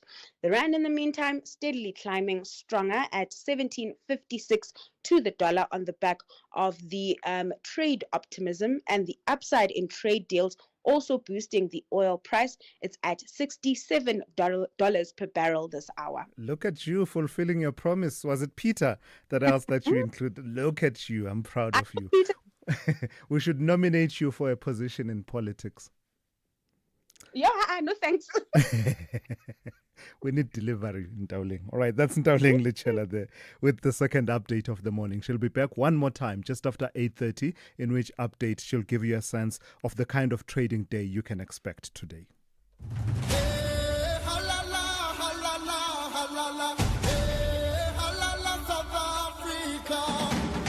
My name is Regina Mogolola, midfielder. Banyana Banyana, we are the African champions. My favorite hairstyle is short haircut. Between a farmhouse and a beach house, I will choose a farmhouse. If I receive a 5 million rent secretly, I will share with the team. Fellow South African, continue showing Banyana Banyana love and support them all the way. Where Africa competes, South Africa connects.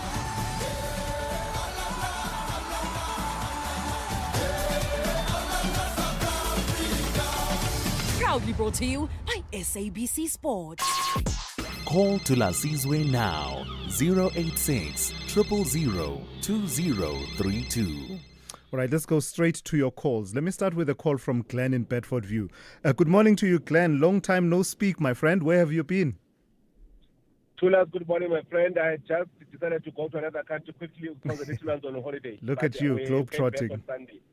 Talk to me about Lieutenant General Mkhwanazi. Thulas, my brother, I'm a bit worried that you would have a provincial commissioner who would call a press conference on a Sunday while the head of state is out of the country. He makes all these kind of allegations. Mm-hmm. And on his part, there's just no consequences, number one. Number two, yes, we'll have this commission of inquiry, the judgment, the Madlanga Commission. And what if Umsezo Mkhulu and all these other people are exonerated? What then? Mm-hmm. Sure. What then? That's an important question. Everyone is celebrating that Mkhwanazi being a hero, this and this and this and this. But at the end of the day, for one, a head of state is out of the country. As a provincial commissioner, you call a press conference. You make all these against the executive. What if Judge Madlanga finds that Mkhwanazi, there's no basis, there's no evidence? What then? So what consequences would you have wanted to see against him at this particular point? I get the point you're making about if the findings find that none of the claims he made could be substantiated. That's at a later point. But it sounds to me like you're saying he should have faced some kind of consequences. Is it consequences or more scrutiny, more rigorous scrutiny? I think, for one, there is a national commissioner whom he reports to. He has not shown respect to that man, for one. Because the professional commissioner, you work for SAFM, there's no way you can call a press conference, your manager doesn't know what you want to say. Yeah. And you make all sorts of allegations against your senior management. The president should be very cautious in dealing with this matter. I'm not saying he must suspend Mkhwanazi, but he must just be very cautious. Yeah, gotcha. Because I hope that Mkhwanazi did not have, I just hope, as my parting shot, my friend, I just hope that he did not meet Jacob Zuma somewhere, and this is just an ploy to destabilize the country. Oh, Glenn. No, I don't think there's been a suggestion that has happened at all. That's Glenn in Bedford View making that point about Lieutenant General Nhlanhla Mkhwanazi and saying that, why does he not face any consequences?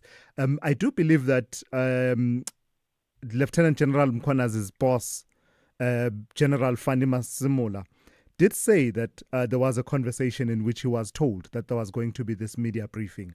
You and I will probably never know the extent to which the details were revealed, that I'm having a briefing and this is what I will say in that briefing. Are you aligned? Are you on board? But I suppose you and I will never get to know that. Chris in Pietermaritzburg, good morning to you. You want to talk about delays in decision-making by the president? Yes, and we need to be worried because as ordinary citizens are beginning to feel the financial cost of these delayed decisions. For an example, 2018, he said he's going to review the size of the cabinet and the number of ministers. Yep. To date, nothing. In fact, they've increased. It's gotten now, bigger. we have had to enjoy a fuel levy increase precisely because the financial, the public purse is feeling the pinch. And really, the president, to me, it's tantamount to reckless decision making. And really, as South Africans, we need to look into this. Could it be the issue of just being old, relaxed, still the revolutionary organization that we are in power, we must relax? I mean, look at other countries. Rwanda is far ahead of us. Ethiopia is far ahead of us. Egypt, which went through the springs, is far ahead of us. And other countries where leaders have been decisive are far ahead of us. I'm not sure if we really want a second version of the July 2021 drive, because that's where we are heading. Sure. Wow. Strong words. Thank you for that, Chris. And I think it's part of the conversation that many have raised. And I was listening to the talking point with Kathy Motlatlana yesterday, where this point was being made about the levels of accountability by the president, right? He does account to Parliament. He really does. I mean, he answers questions in Parliament. But a big sore point has been about, when you have these big announcements and you have these big decisions that you're taking, you should be taking questions, for example, from the media so that your questions can be probed, your decisions can be probed and prodded. So, for example, right now, who's going to ask him the question of why did it take you so long between the request being made in August 2023 for you to suspend Advocate Chauke and you making the decision in July 2025? Unless it's raised elsewhere, you and I will never really get to know what took him so long. Let's speak to Churchill in the Eastern Cape. Good morning to you, Churchill. Yes, good morning, my brother. I was listening to the speaker before the latter one. I don't know what's wrong with us as South Africans.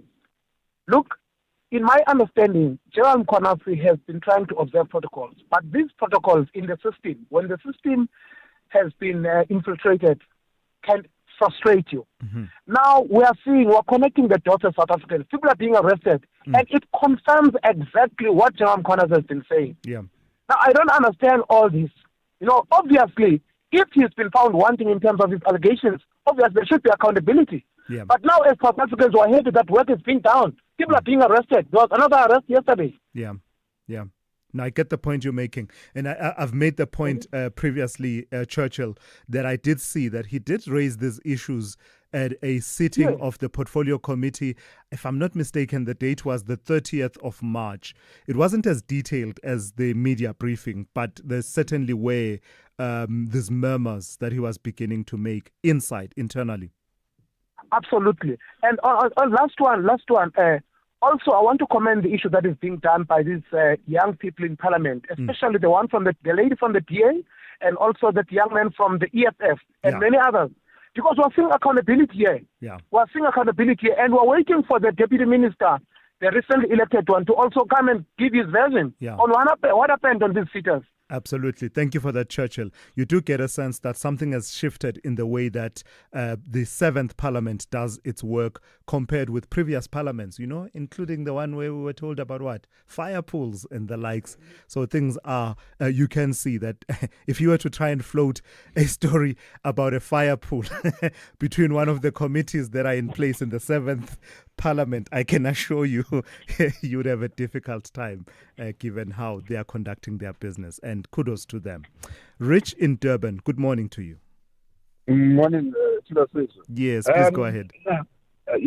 I'm probably to call by your friend, Glenn. Yes. You are all my friends, okay. By the way, Rich. Not to distract you. You are all my friends. Oh, yeah. Yeah. I was feeling FOMO. Yes. No. Anyway, Yeah. Colleagues and people like Glenn, they have this one-dimensional view, and they let their theory run away with them. The thing is saying, in the press conference that we had, brief press conference that the commissioner held, he confirmed there that he was aware that Yes. you know what I mean? So Glenn should have known that by now. So, and then, but my main point on the president, where does the president lead the country? Where can we point? Can we point anywhere that the president is actually leading the country proactively and is providing leadership? Honestly, we're all subjective, of course, but if we're being objective, what can we point at? So you're saying he's found wanting on questions of leading the country? Wanting. Think of anything. Wanting. Even the questions that you're talking about that he accounts for in Parliament, he has to. He can't avoid those. Yeah. Understand? Yeah. Almost like President Zuma. President Zuma, from inception, when he started running the country, he was on autopilot, and then we discovered afterwards that he was busy with the computers. Yeah. We haven't had a president since Thabo Mbeki. He had his faults, but that guy at least led the country. Strong words. Rich, thank you for that. Let's leave it there for this morning. Rich in Durban. And by the way, what Rich is saying about answering questions in Parliament reminds me that recently President Ramaphosa was talking about the tone of engagement during the question time. And it reminded me, former President Jacob Zuma also had a similar complaint. Every time I come to this house, I am insulted. And it struck me when I heard President Ramaphosa complaining about, making your point, but without degenerating. And I thought there are a bit of similarities there in the way that they both feel they are being treated by members of Parliament. Sipho in East London, good morning. Good morning, Thulasizwe. How are you? Very well. Please go ahead. Please, let's dismiss, man, your old friend Glenn out of hand. Yeah. And let's tell him the country has moved from that scarecrow called Zuma. Look, the National Commissioner knew about the press conference. By the way, let me not start there. Let me start here. Yeah. Provincial commissioners are permitted to call press conferences about matters concerning their province. Absolutely. That one is clear. No question. Secondly, the National Commissioner knew about the press conference on the day in KZN. The website of the SAPS publicized that press conference prior. The National Commissioner then comes on air and he confirms that he was informed. He knew about it. Yeah. And there is nothing that says press conference cannot be called while the head of the state is out of the country. When the head of the state is out of the country, there's an acting president in the country, in South Africa. There's no way that president is permitted to leave the country without appointing an acting president, even if he goes to Lesotho for 3 days. Yeah. So let Glenn stay wherever he was. The country does not need his views. And we are moving and cruising nicely. Well, no, Sipho, we do need his views so that we can engage with them and give you the opportunity to engage with them in the manner that you have done this morning. No, let's really appreciate what Nkantam. If we're serious about the country, if really we're serious about the country and we've been involved in ensuring that the country moves forward. We would appreciate this opportunity presented to us about SAPL. Sipo, just as a last point of engagement on my part, a question I've seen being asked is, should we not have a healthy skepticism and a direct some scrutiny to Nhlanhla Mkhwanazi himself? Not that we dismiss what he's saying. I've heard people saying that, do we just believe everything he says and we don't question him, his motives, his timing, and the likes? What's your view on that argument that says, we shouldn't take everything he says as gospel? And not even that it is taboo to even ask questions of him. Unfortunately, and fortunate for the commissioner in KZN, Mkhwanazi, he called a press briefing and he made huge statements or allegations, but he backed those up immediately, point by point, and he dares whoever to challenge him. And he said they are going to challenge him. He's ready for them. The commission is there. The Parliament ad hoc committee is there. Mm-hmm. Anyone who wants to challenge him, there's a platform to do so. All right. By the way, they are not closed off even now, even to come to your show to challenge him, but they must bring evidence. Gotcha. Leave this consequence story. Gotcha. Sipo in East London, thank you for that. Mfundo in Cape Town, if you don't mind, can I call you back and then take your call a bit later on, just in terms of time management? Let's have that conversation. You want to talk about killings in Cape Town? Let's please have that conversation a bit later on. SAFM, guiding you through the rush hour traffic.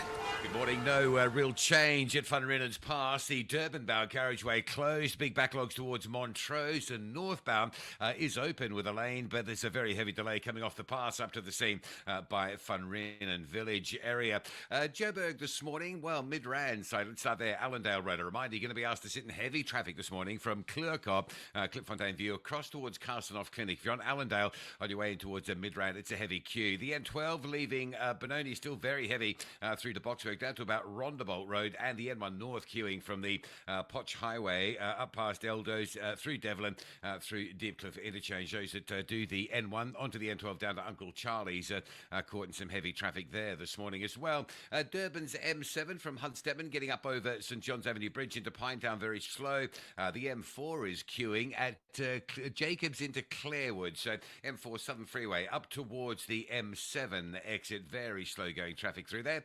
Cape Town crash inbound at Khayelitsha. It's happened before you get to the R300 exit on the N2 inbound. It's causing a really big delay on the highway coming through from Baden-Powell. It's also, I think, causing a lot of diverting pressure along Spine Road and along Old Four Road through Mfuleni. So very heavy in that part of town. Crash on your way to the airport to watch for on the N2 outbound before Robert Sobukwe. No lights at Somerset West. N2 at Onvavak, so that's quite slow. And truck crash recovery at Kaiman's Pass, causing some additional delays through that construction between George and Wilderness. Rob Byrne, SAFM Traffic. Runners will brighten the streets of Phalaborwa during the F21 Half Marathon. It is a unique race that starts in the afternoon. Athletes confront the unkindness of the heat. This special running day honors 3 decades of endurance and unites Phalaborwa in motion. The 2025 edition promises an unforgettable experience. Catch the F21 Half Marathon on Saturday, 26 July at 1 p.m. Streaming live on SABC Plus, SABC2 and SABC Sport on DTT Channel 4. Proudly brought to you by SABC Sport. For the love of the game. Big stories of the day. Hashtag The Morning Brief.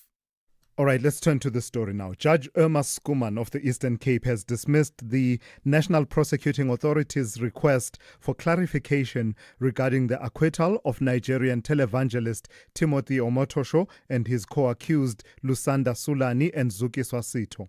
The case, which has captured national attention due to its serious allegations and implications for gender-based violence prosecutions, continues to evolve as the NPA has now signaled that it has intentions to take the matter to the Supreme Court of Appeal despite the recent outcome.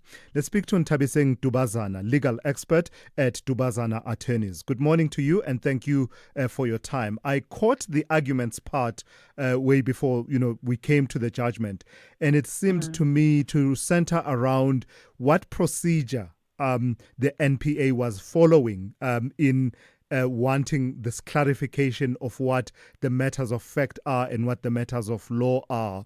And the judge seemed to have a problem with the fact that, as a matter of fact, there wasn't an application for leave to appeal. Were you surprised by this outcome? Good morning, and thank you for having me. No, really, I wasn't surprised by the outcome. I mean, even when the intention was made by the state that they're going to make an application for leave to appeal, I felt like they are trying to flog an already dead horse. But when we look at the judgment itself, I would understand if the judgment was vague when it was handed down, because it does happen that a judge says, I find the accused guilty and I will submit my reasons at a later stage. That does happen. Yeah. But in this particular case, Judge Schoeman was detailed in terms of how she came to this particular decision. So seeking clarification was neither here nor there. So if the state was going to rely on Section 311 of the Criminal Procedure Act, which says that in order for you to appeal from a high court to the SCA, you have to base it on a matter of law.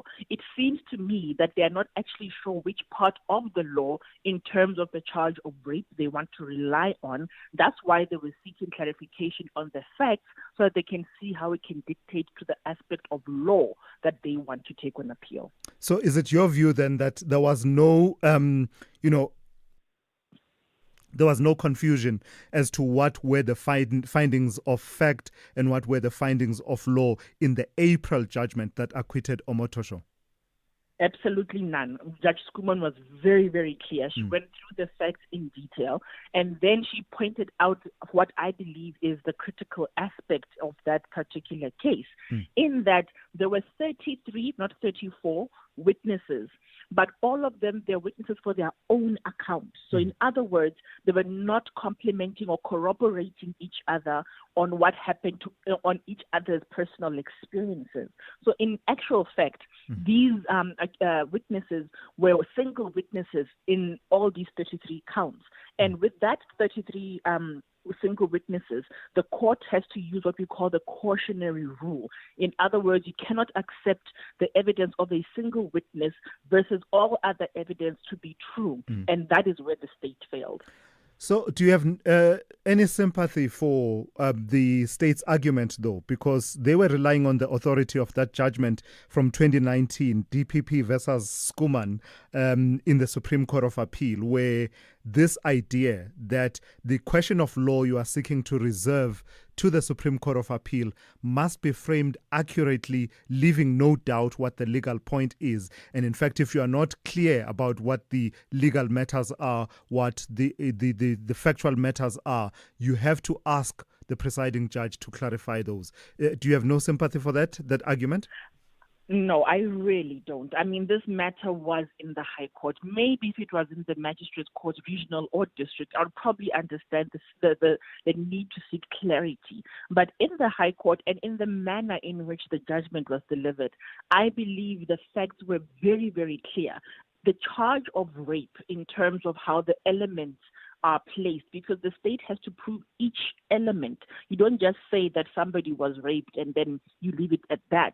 You need to show intention. You need to show the act. You need to show the unlawfulness of the act. And if you have failed in either one of these, the court has no choice but to deliver a verdict of not guilty. So where can you show in your facts that you were able to prove all elements for all 33? And if you didn't hear the judge saying it while you were present, you have a copy of the judgment. Which aspect wasn't clear? I believe that's why Judge Schoeman was saying you don't deserve it, because if you didn't even find it in my judgment, then it means you don't understand what it is you were doing when you were presenting the case before me. All right, let's leave it there for this morning. That's Ntabiseng Dubazana, legal expert of Dubazana Attorneys. Brings us to 8 a.m. Let's go straight to N. Musa with the latest news. Outsurance will go out of their way to try and save you money on your car insurance. If they can't, ask for 500 Rand. Time to switch and save. Call 08600 60,000 today.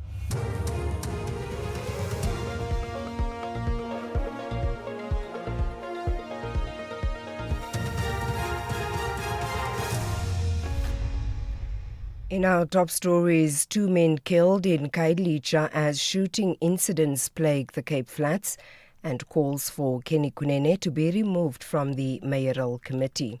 Good morning. There's been yet another shooting incident on the Cape Flats. 2 men have been killed and another wounded in Khayelitsha. More than 20 people have been killed in a series of shooting incidents across the Cape Flats in the past few weeks. Police spokesperson Wesley Twig says officers found the bodies with gunshot wounds in the latest incident. He says the wounded man has been taken to hospital. The 25 and 34-year-old victims were declared deceased on the scene by medical personnel, while the other victim was taken to a medical facility for medical treatment. The motive for the attack forms part of the police investigation, and arrests are yet to be made. The Patriotic Alliance Deputy President Kenny Kunene will not represent the party on the Johannesburg Mayoral Committee for Transport during his 1-month suspension. He will also not be involved in party activities. The suspension is pending an investigation into Kunene's presence at the home of a suspect in the DJ Somebody murder case during a police raid on Monday. The Patriotic Alliance President, Gayton McKenzie, has confirmed Kunene's suspension. Kenny Kunene will be investigated, and I'm going to tell you who's going to investigate him. Lawyers of good character. And while he's being investigated, I'm going to remove him from being a MMC. When I write to them, I'm also going to tell him to stand back from politics for 1 month until the investigation is done. That's the hardest thing I ever had to do in my life. Meanwhile, the African Unite Borders Bus Trucks Association has called for the removal of Kunene from the mayoral committee. The association's chairperson, Phumuzo Mokwati, says Kunene used his official protection unit while visiting businessman Katiso Mulife's home. When he go there to the suspect houses, he was going there alone, or whether he was accompanied by the VIP protection unit or security guards, which is paid by taxpayers' money. We want to clear that. If he go there with the taxpayers' money VIP unit, he must be accountable, because the VIP, which is paid by taxpayers' money, is there to protect South African citizens, not to facilitate criminal interview. A suspect in the murder of the former Ekurhuleni Chief Auditor, Mpho Mafule, is expected to appear in the Kempton Park Magistrates Court in northeastern Johannesburg today. The 40-year-old man was arrested on Sunday. Mafule was gunned down in a drive-by shooting last month.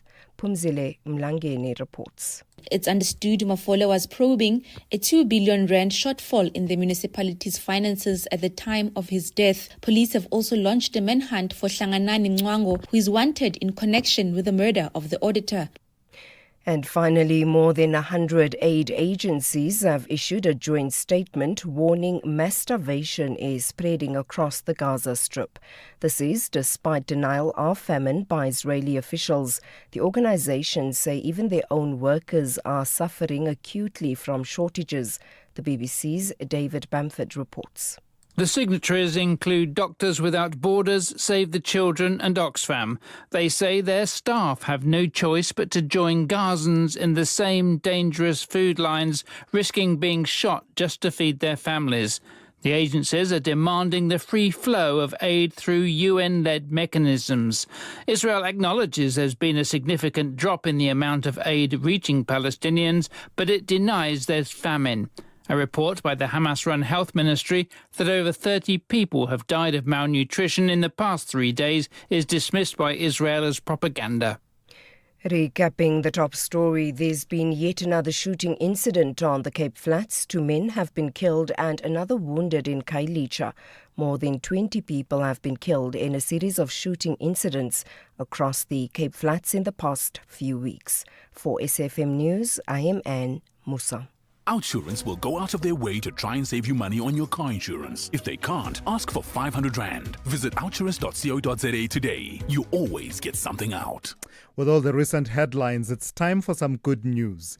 A 25-year-old man, Tyler, is smiling all the way to the bank. He switched to Outsurance and now saves a whopping 718 Rand a month on the insurance for his 2021 Ford Figo 1.5. Get a quote today today and see how much Outsurance could save you on your car insurance. Call 08600 60,000 or visit outsurance.co.za. Licensed insurer and FSP. T's, C's and information online. It's a very good morning to you. In your SFM sports headlines, cricket action, the Proteas eyeing redemption in the Tri-Series final against New Zealand. Reza Hendricks says they'll be ready for them in the final. And in athletics, Bayanda Walaza becoming the third South African to win the World Student Games 100-meter crown. We'll have the details just before 8:30. SAFM, guiding you through the rush hour traffic. Joburg, delays coming into Galuli's N12 and R24 routes. Heavy stationary vehicle before you get to the interchange, causing a delay. South Road coming through Morningside to Sandton, a crash at Rivonia Road. That's causing a backlog and a half. The main road from Lone Hill down to Bryanston Drive is very slow. And Winnie Mandela and Republic Road on your way through Bryanston or out of Randburg to Sandton, backlogs there as well. Allendale Road going to have you queuing heavily today from Kleurkop through to Carstenoff Clinic. If you're trying to get through to Midrand, you'll be asked to sit in some heavy stuff. Pretoria side, the Dustport Tunnel going south, still quite slow as well. Breakdown at Pietermaritzburg. It's on the N3 south before New England Road from sort of Chota Mortala on that Pietermaritzburg bypass Durban bound. It's a heavy one. M7 into Pinetown stays busy. And the M4 Southern Freeway queuing coming out of Jacobs up through Clarewood on your way into Durban. Just outside Cape Town, the Western Cape area, truck crash George through the Wilderness at Kaiman's Pass causing delays. Collision on Cape Town's N2 inbound before the R300. Big pressure back as far as Baden Powell Drive. That N2 going in passing Khayelitsha is a heavy queue, and a crash on the N2 out of town. All lanes open before Robert Sobukwe, but there is a bit of a slowdown as you head towards that scene, heading out towards the airport. And Van Rieden's remains closed on the Durban bound side. Heavy backlogs both directions. With your traffic update, I'm Rob Byrne.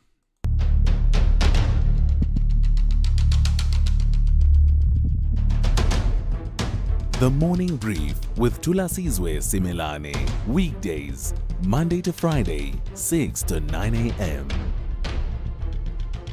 The Morning Brief with Thulasizwe Simelane. Weekdays, Monday to Friday, 6 to 9 a.m. 8 minutes after 8, we're into the third hour of the Wednesday edition of the Morning Brief. Good morning. It's great to be in your company. I'm still taking your calls and your reactions and responses to some of the stories that we have raised this morning, as well as any other matters that may be, exercising your mind this morning. Do give me a call on 086 000 2032. Let's engage. Or you can send me a WhatsApp voice note on 061 410 4107. A few people reflecting on the conversations we've had in the last 2 hours. Towards the end of the hour, we were talking to Ntabiseng Dubazana, just talking about the outcome in the Omotosho matter.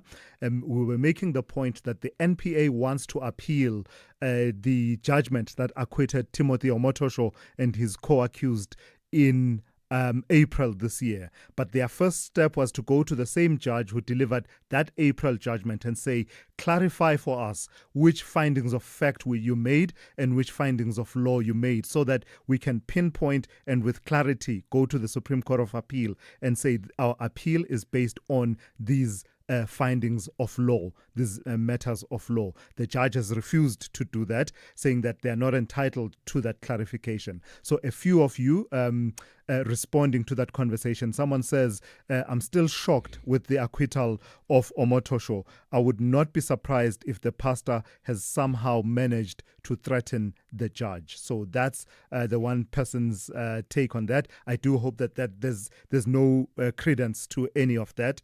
There's been no indication, certainly, at this point that is something that is at play at this particular point. Salim says, that lady is talking nonsense.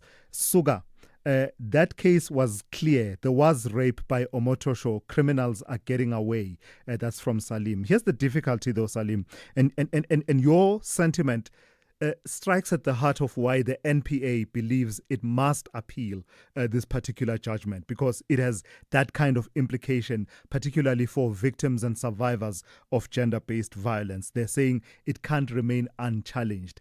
You are talking to the point of whether or not they were able to prove the case against Omotosho beyond a reasonable doubt. But the appeal will be on a completely different playing field. It will be about what issues of law, the judge did not judge properly. Issues of law, not facts. Factual findings, the prosecution cannot appeal on those. They have to frame it as a question of law. So the judge, to give you an example, years ago, here's an example that all of you will identify with. Years ago, when the Oscar Pistorius matter was at play and there was a judgment that, confused and left people unhappy, the NPA was able to frame there and say the judge did not apply the law as it relates to murder, dolus eventualis, correctly. The finding was no longer about whether or not he shot and fired into the room, and those were factual matters. It became an issue of the law being applied properly. All right, enough about that. But I am open to taking your calls on that and any other matters. Let's get the third hour of the morning brief underway. If you think you cannot afford a lawyer, think again. Clientele Legal has made professional legal services affordable for you. Whether it's a civil, criminal, or labor-related matter, we have a nationwide panel of attorneys standing by to assist you. SMS SAFM to 32195. That's SAFM to 32195 and we'll call you back. Clientele General is a licensed non-life insurer and an authorized FSP. Standard rates and terms and conditions apply.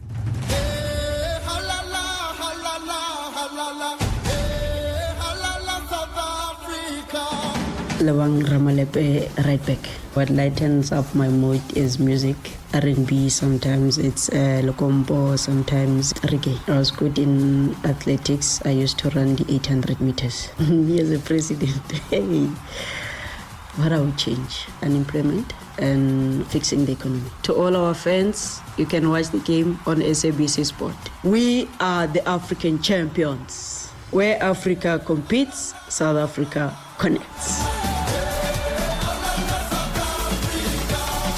Proudly brought to you by SABC Sport.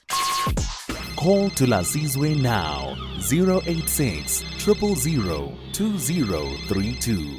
All right, let me take one or two of your voice notes before going straight to the calls. Morning, it's Marion here from Edenvale. Just to say, I feel very sorry for Shamila Batoy because all her hard work obviously has not come to fruition especially with regards to Chowky. And I think she's been a scapegoat for all the nonsense going on too. So that's my feeling. Thank you. Good morning. Thulasizwe, my comment is about the Omotosho case. Thulasizwe, kindly find for us what will happen to those other people in the Eastern Cape if they were wrongfully accused, since Omotosho was not found guilty. Is the government supposed to pay them or what for the years that they've spent behind the prison? 8 years of those. Brandma by Project Land. Good morning, Thulas. It's Flo here. From my side, I see where Glenn is coming from, and I tend to agree with him because, I've got a problem with anything that comes from KZN side. I just doubt anything that comes from that side of the province. Even the callers that phone from that particular area, I just don't. Yeah. I did not see that one coming. That took a turn. I was listening intently, wanting to hear why you sympathize with Glenn and you've got a bit of sympathy for his view. And I thought you were going to justify it. And then, that just took a turn. Let me go to Mbuyisa in Ladysmith. Good morning to you. Mbuyisa, you are calling from Ladysmith. Ladysmith, last I checked, was in KZN. And the listener on the voice note says, very skeptical of anything that comes from KZN, including callers. Don't worry, I'm not skeptical of you. Go ahead. No, thanks very much. In fact, this last caller was aware that I'm going straight to Glen. Yes.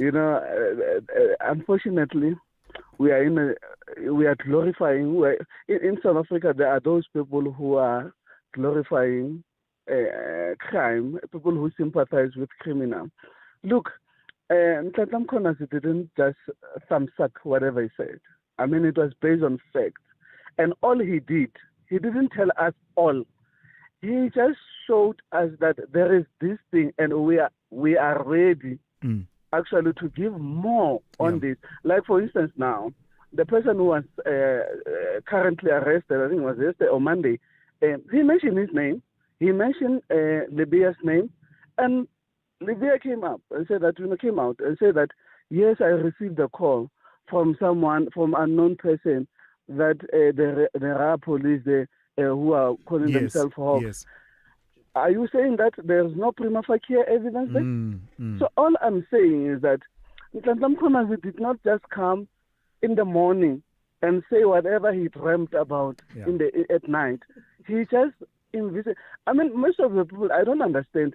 They just think Mkonasi will just wake up in the morning and speak to Masameh that I'm going for press briefing and to talk nonsense on the national TV. Gotcha. It can be. Buisa, thank you for that. Much. And you're absolutely right. We are seeing a few of the allegations that he made being borne out by events that are playing themselves now. That arrest of Katiso Molefe, KT Molefe, and as you say, the issue around Katiso Molefe himself or someone related or connected to him having previously called the then head of the Hawks, Godfrey Lebeya. That has been confirmed by Godfrey Lebeya with an explanation, of course, of how that call came about. So one or two of those issues are coming to the fore, as well as, of course, the arrest related to the killing of DJ Somebody, because at that briefing, Mtlatlam Konasi did allude to that work that the political killings task team was doing with the Gauteng organized crime unit. So far, so good. One or two of those, a few of those allegations being borne out by reality. Let's go to Peggy in Mbombela. Good morning. I'm glad you said Mbombela. I didn't say Mpumalanga because there's Mpumalanga in KZN in Hammarsdale. So now you want to distance yourself from Mpumalanga because from KZN because that caller said they don't trust anything coming from KZN. No. Thulas, I just want to weigh in on the Omotosho saga. Yes. Section 208 of the Criminal Procedure Act allows a court to convict in terms of evidence of a single witness. Mm-hmm. But it is very categorically clear that such evidence must be material in all aspects. Mm-hmm. And when you look at this matter of Omotosho, I think the police and the NPA had failed themselves in terms of the provisions of Section 31 to 36 of the Criminal Procedure Act as to how to handle exhibits that need to be disposed in court. Because now, if you are having forensic evidence and you are having whatever proof, we are living in a fourth industrial revolution now. They were supposed to dispose and put the Omotosho and his colleagues into Mora to say that you have committed 1, 2, 3, and 4. We have been closely following that case. None of that happened. And you cannot falter the judge now and say that because the NPA did not act accordingly, and it looks like they did not vet. They were so highly excited that we caught Omotosho, and these are a number of complainants, and then they said they just arrested him, of which that is wrong. So that is my contribution. So overall then, Peggy, what are you saying? What's your reading of their ability to frame all of those issues you are talking about as a point of law on which they can appeal at the SCA? What's your reading of that process going forward? Because I think a lot of what you're saying may be water under the bridge, what they could have done, what they didn't do. I remember the judge talking about how the people to whom the victims first reported were not called to come and testify. The triangulation, cell phone triangulation about locations of various people, that none of that was presented. But that's now water under the bridge. What's your take on them trying to frame it as a question of law for the SCA to consider? You know, a point of law, you must be precise and you must be to the point. Remember that when you have to deal with a point of law, there must be some jurisprudence that you're going to refer to, and there must be a point of law that will guide you and take you to your final destination. But I believe that they missed the point and they couldn't understand as to what needs to be done. NPA needs to be scrutinized, and NPA needs people who are very competent, who will understand how to apply the law. All right. Thank you for that. That's Begi in Bombela. Let me quickly take a call from Bonagele in Khayelitsha. Good morning to you, Bonagele. You want to pull us in a completely different direction, and I appreciate that. Absolutely. Thank you very much. And I was about to say, my airtime is almost finished, my brother. And I'm driving and I was worried about the but I'm standing at this robot who is okay. Yeah. This guy penalize me. Okay, look, no, I'm just saluting one of these marshals, he's controlling the sounds busy where you are. I might get it fine. Now he's pointing a finger. I know, I fully understand. Listen, I'm gonna talk while he's busy controlling the traffic there. Yes. I want you to explain to me, I was listening on radio, man, with regard to the visit of Omotosho Zuma in Morocco and pretending to be the ANC member, so to speak. But I'm listening on radio like I'm just gonna drop my phone because he's still pointing a finger at me. Yeah. You understand? Please, I'm listening on radio. Okay. So all right, Bonagele, attend to your matters there. It sounds like Bonagele is in the middle of a situation where he's calling from. A very simple answer. I don't think he presented himself as a member of the ANC. I think I recall hearing from the video him saying, as you know, I'm now leader of a political party called Umkhonto weSizwe, before Makasela Mzobe, the head of the presidency in the MK party, got up and made that statement. So that much was clear. With the debate I did see was whether the flag behind him should have been the flag of the country as it was, or it should have been the flag of the MK party, given that he was there in his capacity as leader of the MKP. This July, journey beyond the horizon with Chasing the Sun. 5 mesmerizing episodes every Sunday at 7:30 on SABC2 from 13 July to 10 August. Feel the thrill of the adventure, the power of discovery, and stories that light up the skies. Missed an episode? No worries. Stream anytime, anywhere on SABC Plus. No subscription required. Chasing the Sun. Your Sunday nights just got brighter. Tune in to SABC2, Sundays at 7:30, or watch on SABC Plus on demand. For the love of the game. Spar brings you Super Savings. Get 800-gram Nescafe Rare Coffee value refill for $119.99 plus 250 megs free data on Spar Mobile. 120-gram Simba potato chips, any two for 32 Rand plus 100 megs free data on Spar Mobile. Or 2-liter Coca-Cola Original only, 2 for 44 Rand plus 100 megs free data on Spar Mobile. Plus, win your share of 6 million Rand in instant cash. Prices valid until 6 August while stocks last. T's and C's apply. Thulasizwe Simelane is streaming live now on Facebook, YouTube, and X at SFM Radio. All right, we want to raise this issue of cybersecurity.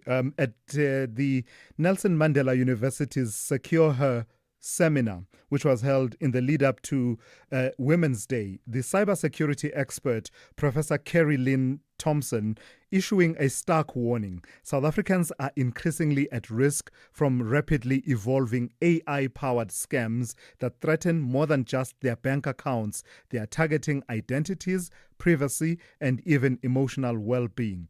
As fraud surges nationally, the event served as a call to action, especially to women, to adopt a quote-unquote zero-trust mindset in an era where deception is powered by artificial intelligence. Let's speak to Professor Kerry Lynn Thompson, a cybersecurity expert who joins me now. Good morning to you, Prof, and thank you for your time. So a zero-trust mindset, that sounds quite extreme an approach to take. What informs that call coming through from the seminar that was held recently? Good morning, and good morning to your listeners. Thanks so much for having me. Yes, the concept of a zero trust mindset might sound harsh because, you know, as people, we need trust, we need connection with one another in our daily lives. But the concept of zero trust mindset is not about getting rid of trust. It's actually about establishing trust before we engage with those emails that come in or with that phone call that seemingly is coming from the bank or from the police. So before we start giving out information, before we click on those links, before we are perhaps fooled by those new AI-powered videos and voice cloning software, we need to make sure that the person we're speaking to or communicating with is actually who they say they are. Yeah. So issues of cybersecurity, phishing scams and the likes have been at play for quite some time. What makes, what has changed the game as far as the involvement of AI and some of the content that can be generated and channeled towards scams? Right. So as you say, phishing scams and scams in general have been around for many, many years. What AI tools allow the cyber criminals, our threat actors, to do is to be able to take it to the next level. So, phishing emails used to be you get them and they are quite, obviously in some cases fake. There's bad grammar, there's spelling mistakes. It comes from a bogus address. It's a generic email. With AI tools, very quickly, these threat actors are able to create really perfect emails that look official, that are directed towards you specifically, using information they found about you to really be very, very convincing when you get those emails or when you get those phone calls that say, and they've got some information about you. So AI just allows the cyber criminals and the scammers to take their scams to the next level, and just to be that much more convincing than they've been in the past. So in line with that zero trust approach that you are talking about, you're also saying that trust must be earned, not assumed. What does that look like in terms of day-to-day behavior in relation to the apps that we interact with, in relation to our devices, etc.? So the first level is very much technical security. So we need to, and I'm sure people have heard this many times, but we have to have strong passwords. We're not getting away from that. So we need to create strong passwords and not reuse passwords on multiple accounts as well, because then the bad guys get hold of that one password and they can crack all your accounts. Second thing from a technical point of view, very important, absolute basic, multi-factor or two-factor authentication. And these are, if you go to the settings of your apps or your accounts, you enable that, and that's the thing that says, okay, my account is not just protected by a password, it will be a fingerprint, or it will be a one-time password, or it will be a pattern or facial recognition, some second factor that will be used to get me into my account. So that's from a technical point of view.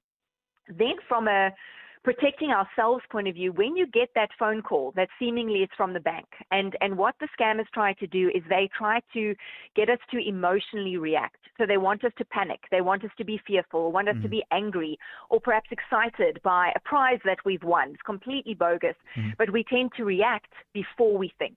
When someone from the bank phones and says, you better give me all your account details and your CVV and your credit card details, or you're going to be locked out of your account, we need to take a breath and say, I don't know if you're from the bank. Let me put the phone down. I will phone my bank using a number that I know, and then I will establish that there is actually a problem. All right, I've got to thank you for your time and all of those insights and tips on how to remain safe in these times. That's Professor Carrie Lynn Thompson, who is a cybersecurity expert. This is SAFM Sport with Zai Khan. Good morning. We'll start with cricket. The Proteas, they'll have to wait now until Saturday to have another attempt at beating the Black Caps.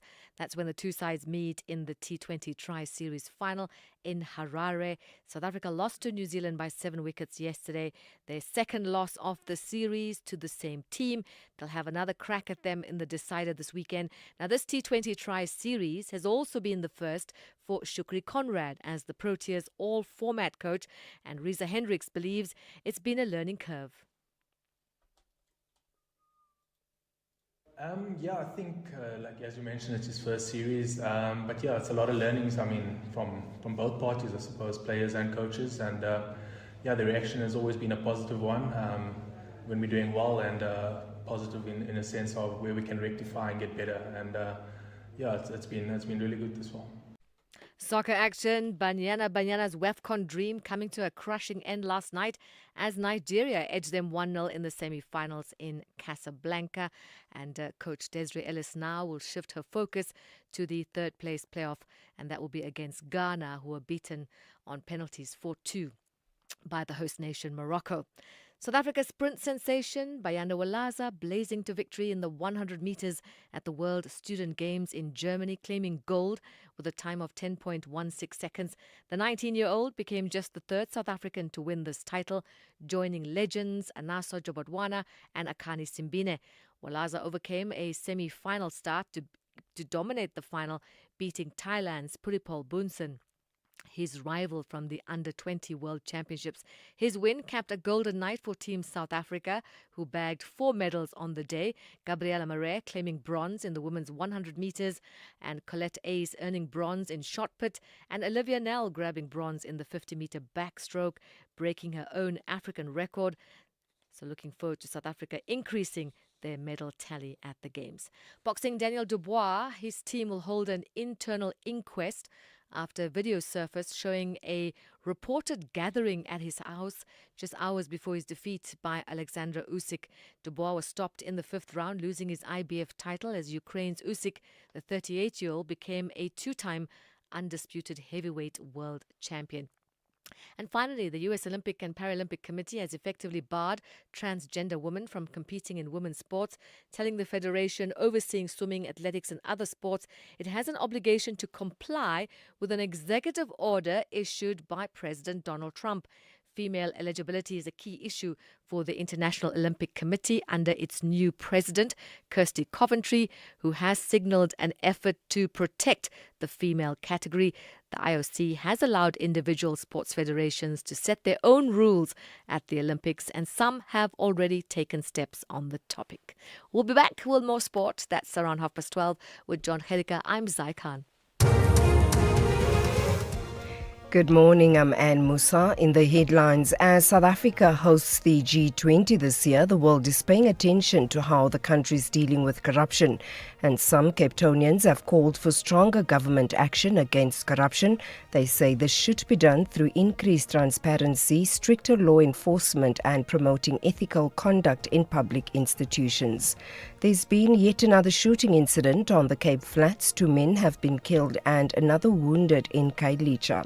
And the Patriotic Alliance Deputy President, Kenny Kunene, will not represent the party on the Johannesburg Mayoral Committee for Transport during his 1-month suspension. He will also not be involved in party activities. I'll have details on these and other stories at 9. SAFM, guiding you through the rush hour traffic. Finally, an update on Van Rieneens. It's good news, but just beware, it's generally bad news. The good news is the contraflow system has been implemented now. So the N3 to Durban stays closed at Van Rieneens Village.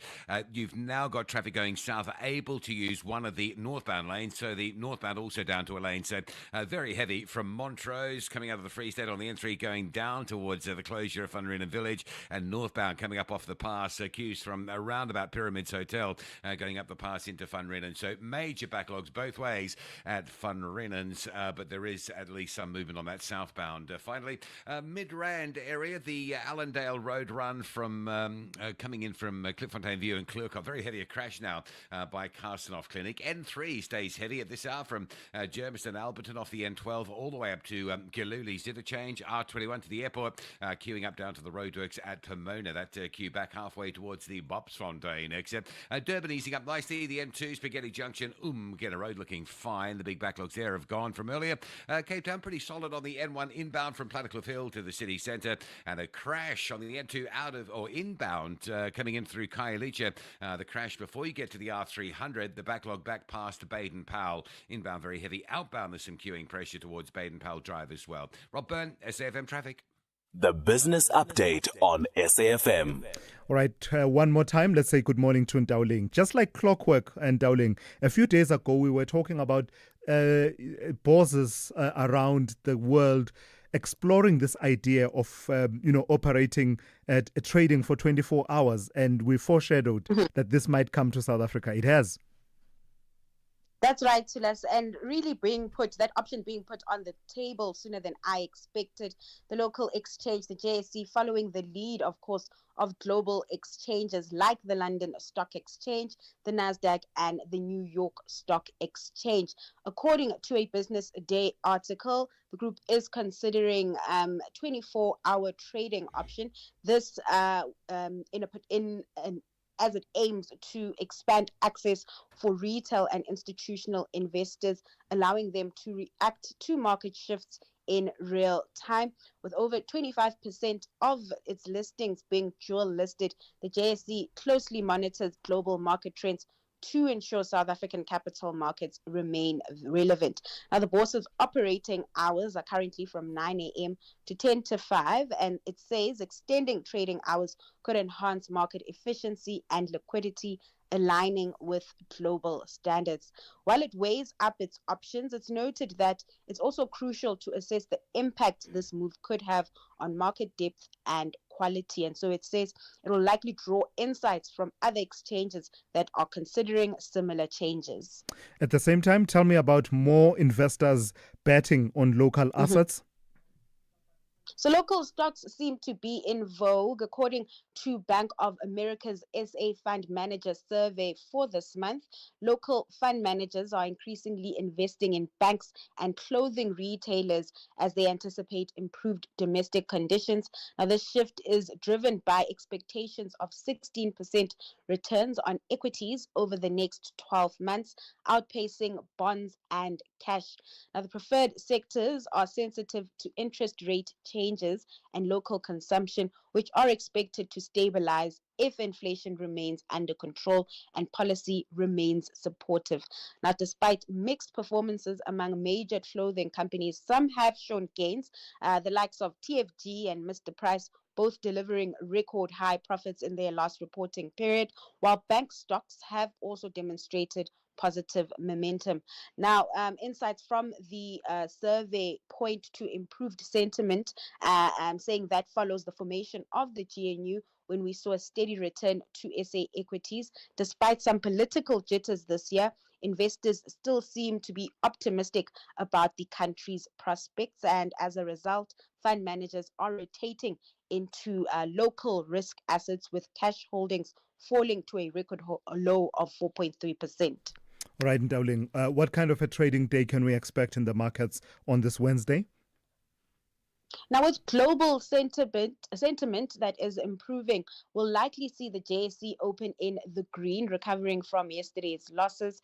In terms of company news, there are updates from Vodacom and Mr. Price. We will also be getting the local inflation print. Prices are expected to tick higher, but remain well within the Reserve Bank's 3 to 6% range. Now, ahead of that print, the local unit remaining under the 1760 mark to the dollar. It is at 17.58 this hour. Over in the US, futures in positive territory. Investors there have trade deals and earnings in focus. And then over in Asia, that US-Japan trade deal really fueling a rally on that front, with those markets on track to close in the green today. And that optimism also spilling over into the commodities scene. Oil steady this hour at $67 per barrel. Ndauling, thank you. That's Ndauling Lechela. She's kept you updated on business, economics, and the markets over the last 2.5 hours. You are the poster child, the biggest saver we've ever had. I decided that I would contact our children and let them work out what they could do for me. Yeah. And lo and behold, big saving. 2,794 Rand a month. That's over 33,000 Rand a year. And it was the easiest switch ever. Real people helping real people get real deals. Go to outsurance.co.za now for a 10-minute quote that could save you thousands.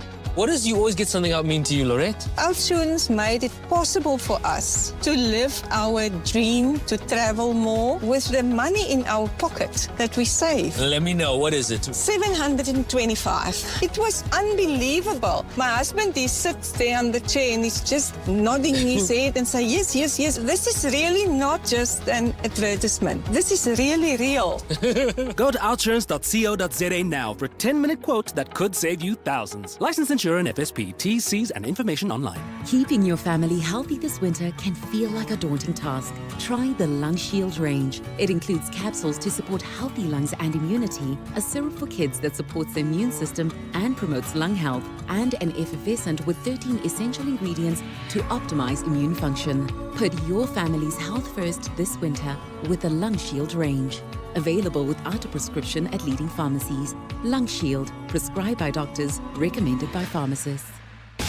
For news on South African industry and mining, Creamer Media's Engineering News and Mining Weekly has you covered. Click through to Creamer Media's Engineering News each day for the latest on the people and companies shaping the energy transition and South African industry. Keep your finger on the critical minerals pulse by visiting Creamer Media's Mining Weekly. For deeper insight, subscribe to the Engineering News and Mining Weekly magazine, out on Fridays. Creamer Media, current, credible, comprehensive.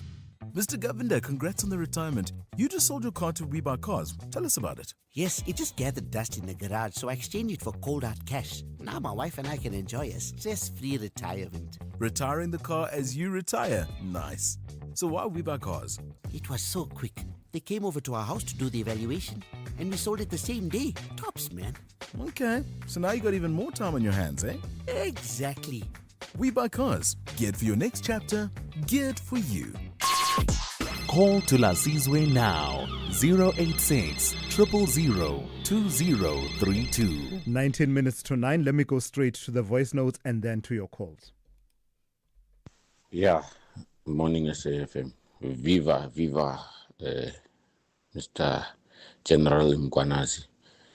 Everything that he's saying is coming to bear. I mean, Kenny Kunene has no way to explain what he was doing there. And the fact that these so-called criminals are able to call the head of the Hawks.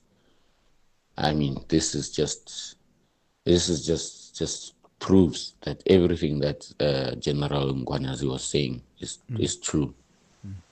Well, we are happy that there's some arrests.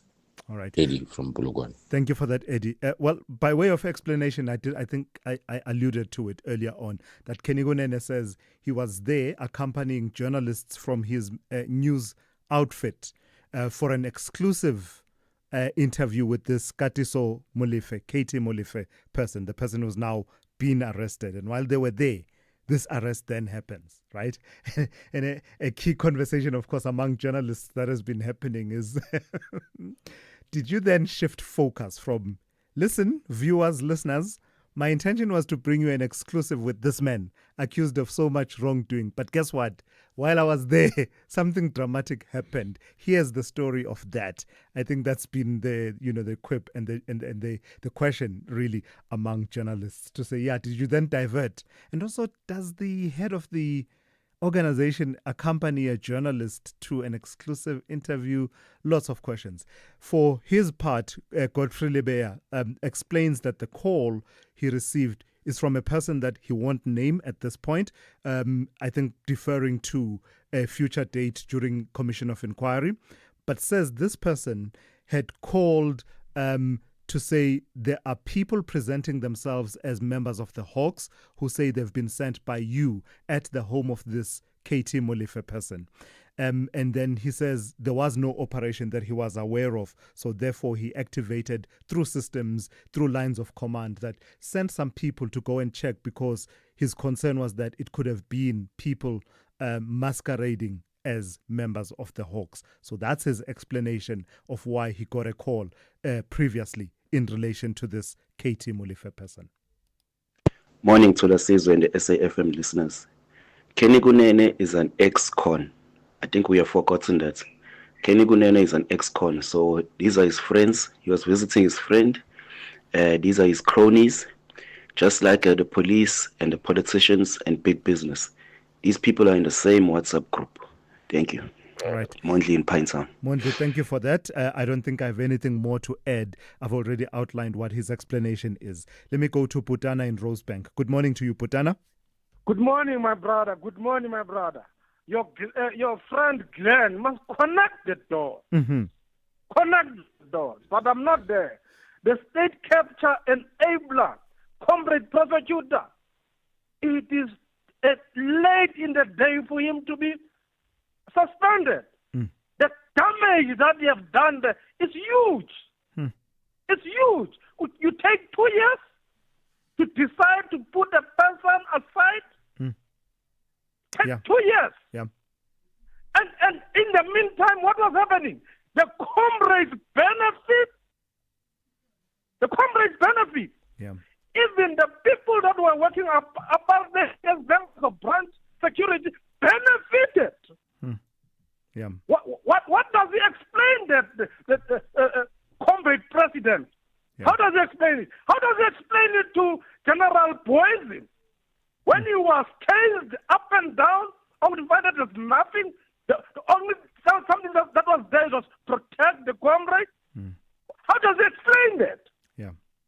No, I hear you, Putana. And I mean, just listening to you, usually at this point is where I give you a counter view and play devil's advocate. But it's kind of difficult, given that the president, having looked at the representations that Advocate Chauke made, then came to the conclusion that suspending him is warranted. But the length of time that it took for the president to get to that point, I don't even know how I could play devil's advocate on that. What counter view? I don't know what to say. Let me go to Mike in Garankuwa. Good morning to you, Mike. Thulasizwe, how are you? Very well. How are you? Fine. Thulasizwe, you remember 2 weeks ago I raised the issue of Ndru Chauke. Absolutely. You remember? Yes. Absolutely. Yeah, and then you appear to be far away from what I was saying. And then you even criticized that my statement does not carry some form of responsibility in that regard. I agree. I remember everything you are saying when I'm like, I remember I was being cautious at that point. Yeah. Yeah. Even my friend laughed at me that Thulasizwe has said that your statement does not carry a form of responsibility. You know, your friends are wrong. I was just being cautious at that particular point. But I remember, in fact, it wasn't the first time you were raising it, Mike, was it? I think you had raised it previously.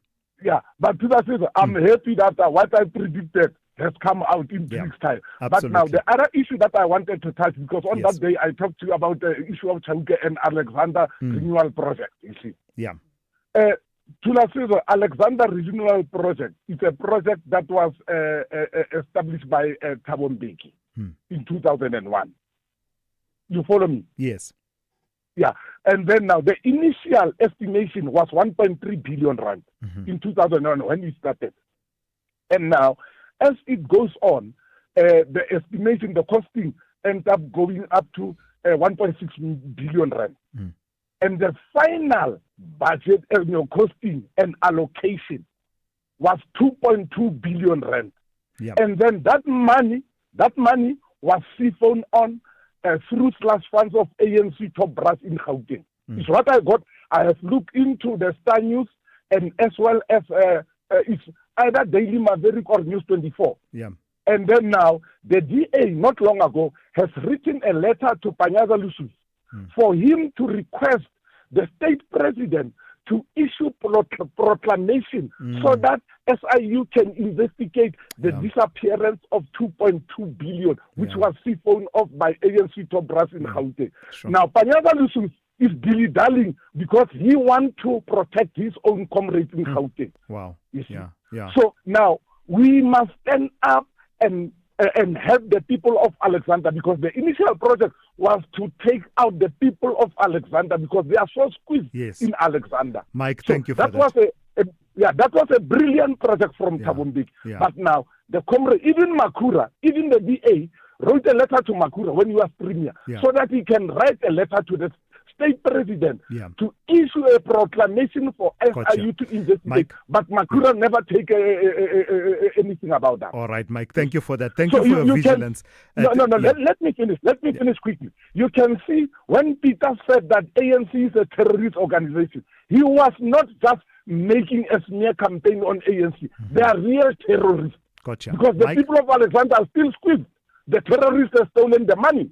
All right, Mike. Thank you for that. That's Mike in Garankuwa. And thank you, Mike, for your vigilance. And I knew that, I remembered immediately that Mike had raised this issue around Advocate Chauke a couple of times. In fact, we were talking about it in studio here to say Mike had been nudging to say, you guys need to revisit that story. And now we're seeing the kind of action that the president is taking, putting him on suspension pending an inquiry into his fitness to hold office. SAFM, guiding you through the rush hour traffic. Update on that big story this morning at Van Riene's Pass. If you're travelling between Joburg and Durban, you'll need to know about this. The N3 is still obstructed going southbound at Van Rienen Village, and there's now a contraflow in place. So it's all because of this jackknife truck incident from around about 4 a.m. this morning. Net result is that southbound can flow again, but it's flowing, sharing a lane on the northbound. So very heavy backlogs in from Swinburne towards Van Rienen Village, and then onto the pass, and then northbound coming up from sort of Pyramid side on the pass towards the village. Very heavy backlogs there. So still far from done and dusted. Still a good idea to delay travel onto Van Rienens this morning, both directions. Joburg's N3 North, pretty slow for this time of morning as you line up coming through to Galuli's, coming out of Alberton and Germiston. That is a crash just before Galuli's. Crash on Allendale Road near Carstenoff, causing delays towards Midrand, and the R21 still queuing towards the airport, just coming down towards the Pomona Road. That's where the works are. Durban's N2 North at it east after this morning's rush, now queuing again. It's a breakdown before Umgeni Road that's causing that delay through Spaghetti Junction. And Cape Town, the N2 passing Khayelitsha is heavy. Crash between Meway and the R300, pushing traffic queues back beyond Baden-Powell Drive. And if you use Baden-Powell Drive along the coast, just expect some delays this morning. You're going to be asked to queue up in towards the Strandfontein Road junction on your way to Muizenberg. Rob Byrne, SAFM Traffic. When they walk on the pitch, both teams will believe they will triumph, but reality kicks in during 90 minutes of action. Who will dance to victory between UJ ladies and First Touch ladies? This is the Hollywood Best Super League. Witness Mzansi Queens of the beautiful game. UJ Ladies versus First Touch Ladies on Sunday 27 July at 2:30 p.m. Live on SABC 1 and at your fingertips on SABC Plus. Also available on SABC radio stations at 3 p.m. Proudly brought to you by SABC Sport. For the love of the game.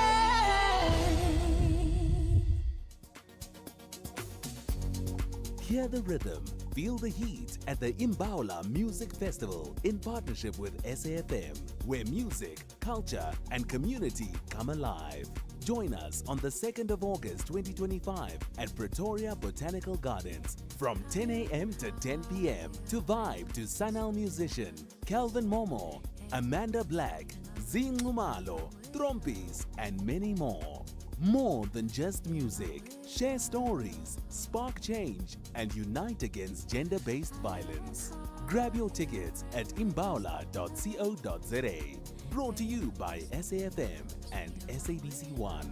Hear the rhythm, feel the heat. Imbaula.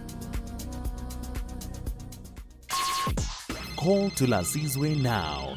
086 000 2032. Yeah, let's play some of your voice notes now. Let's start with this one from Soli Moeng, who is commenting on the SIU and President Cyril Ramaphosa. Let's hear what Soli has to say. Hi, Thulasizwe here. I'm very tempted to come in here. I mean, the whole thing of the SIU requiring a political permission, what you call a presidential decree, to investigate suspected crime doesn't make sense. The president is a deployee of the African National Congress. You're asking him to issue a proclamation to go to get his own comrades investigated. All right? Can you imagine Ramaphosa issuing a decree for Phala to be further investigated? It's not going to happen. So there's a strong need for the separation of political influence over the criminal justice system. And this is one of the areas where it must be separated and protected. Yeah, Soli, thank you for that. I suppose it's one of those quirks from our early years of legislation formation, right? Where we were imagining these institutions out of nothing. They never existed before. So you have the official, formal investigating bodies, and then the power is given to the president to proclaim for a special, tribunal or that kind of a body to investigate specific matters, etc., etc. That power then lies in the hands of the president. It reminds me of that conversation that we've had a few times about early on in our constitution making, the number of issues that when the negotiators could not find one another, find common ground, they would defer to the president, who was then Nelson Mandela. Forgetting that it won't always be a Nelson Mandela at the helm of the presidency. So I guess it's all of those presidential powers and decrees, the power of decree, that perhaps in the conversations we are having, in the national dialogue, we may want to revisit and say, is this suitable? Is it still serving? Is it still fit for purpose for our democratic hygiene? Thulasizwe, this is KM. You know, Thulasizwe is so sickening. The foreigners have been protected in South Africa. They have been protected. If it was a pastor of South Africa with the same case of Omotosho, that pastor will be in jail as we speak because it's a Nigerian. It's a Nigerian. Now the NPA must come up with step by step. Well, how did it happen? But the witnesses were there in the court telling the judge, you know, something's fishy here. Now, something's fishy here. Yeah, Thank you. I hear you and I understand the sentiment. But in fairness to the NPA, this is the only procedure they can follow. So if they are unhappy about an acquittal, the law is that they cannot appeal on a point of law. So if the judge on a point of fact, matters of fact. So if the judge finds as a matter of fact that it is alleged, you know, the allegation was Thulasizwe was at the SAFM studio and the judge assesses, triangulates my phone and makes a finding that I was not at SAFM studio. That's a finding of fact. The NPA cannot appeal on that. The NPA would then need to frame it as the judge was wrong in reading the law as it relates to my presence or my absence in the studio. So in fairness to them, it's the nature of the beast that they can only appeal on points of law. But I fully understand the frustration. And the NPA itself has acknowledged that this judgment, if left unchallenged, will be really problematic in terms of the tone that it sets for our fight against gender-based violence. Let me hear what someone has to say with Dr. Mmusi Maimane. Hi, Thulasizwe. I think we have a famous picture of Mmusi Maimane meeting Netanyahu also, and there's an Israeli flag and a South African flag there. So I think it's just about nitpicking, but let Jay-Z do what Jay-Z needs to do. Ibrahim, Cape Town. Got you, Ibrahim. I hear you. You're juxtaposing that with the reaction that has come through from, various quarters about former President Jacob Zuma visiting Morocco and the statements that the MK party has made. Just juxtaposing that with those politicians who have interacted with the leadership in Israel. I get the point that you are making there, that consistency needs to be applied in these matters. Good morning, Julius and colleagues. This is Loretta from Krugersdorp. You know, it's so sad that, yes, we've known all along that the police are involved in these shady dealings. But I don't think Kenny Kunene had actually expressed as far as what was the exclusive story about, or maybe perhaps media houses do not delve into it so that we know exactly what is the scoop, what is this exclusive story.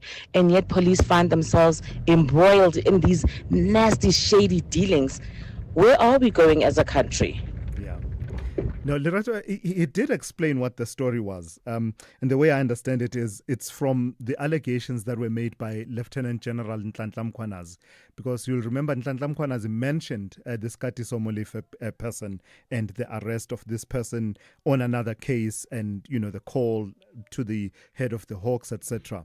And Kenny Kunene's explanation is that his media house, his news publication specializes in exclusives. Here's this person that everyone has been talking about and hearing about, and he's out on bail.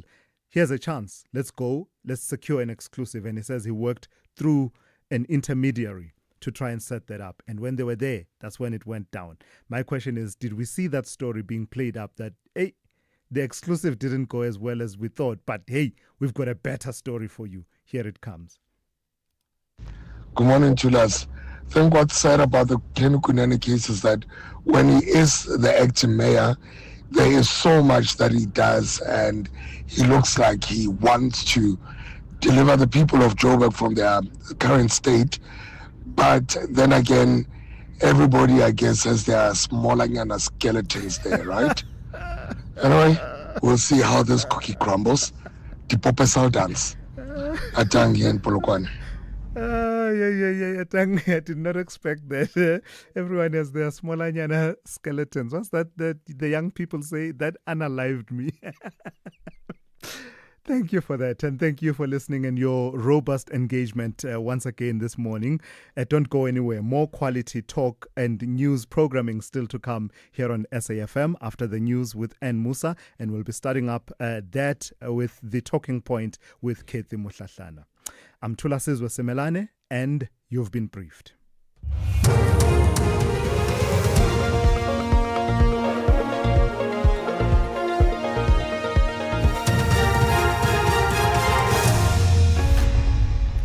In our top stories, calls for stronger government action against corruption and 2 men killed in Khayelitsha as shooting incidents plague the Cape Flats. Good morning. Some Cape Townians have called for stronger government action against corruption. They say this should be done through increased transparency, stricter law enforcement and promoting ethical conduct in public institutions. As South Africa hosts the G20 this year, the world is paying attention to how the country is dealing with corruption. These Cape Townians have mixed views on whether government is committed to dealing with the issue. They should replace people that know how to do the job without fear and tackle these people without fear and without fear of death, because the main reason why people don't tackle these things is because they are being threatened with their lives. But at the end of the day, it's the people that are in the higher position that are corrupt. So what can we do? Can't do anything, and I feel like we're all suffering from that. I think to stop the corruption, they can just find out to lock the guys of those busy with the corruption in the country. There's been yet another shooting incident on the Cape Flats. 2 men have been killed and another wounded in Khayelitsha. More than 20 people have been killed in a series of shooting incidents across the Cape Flats in the past few weeks. Police spokesperson Wesley Tweaks says officers found the bodies with gunshot wounds in the latest incident. He says the wounded man has been taken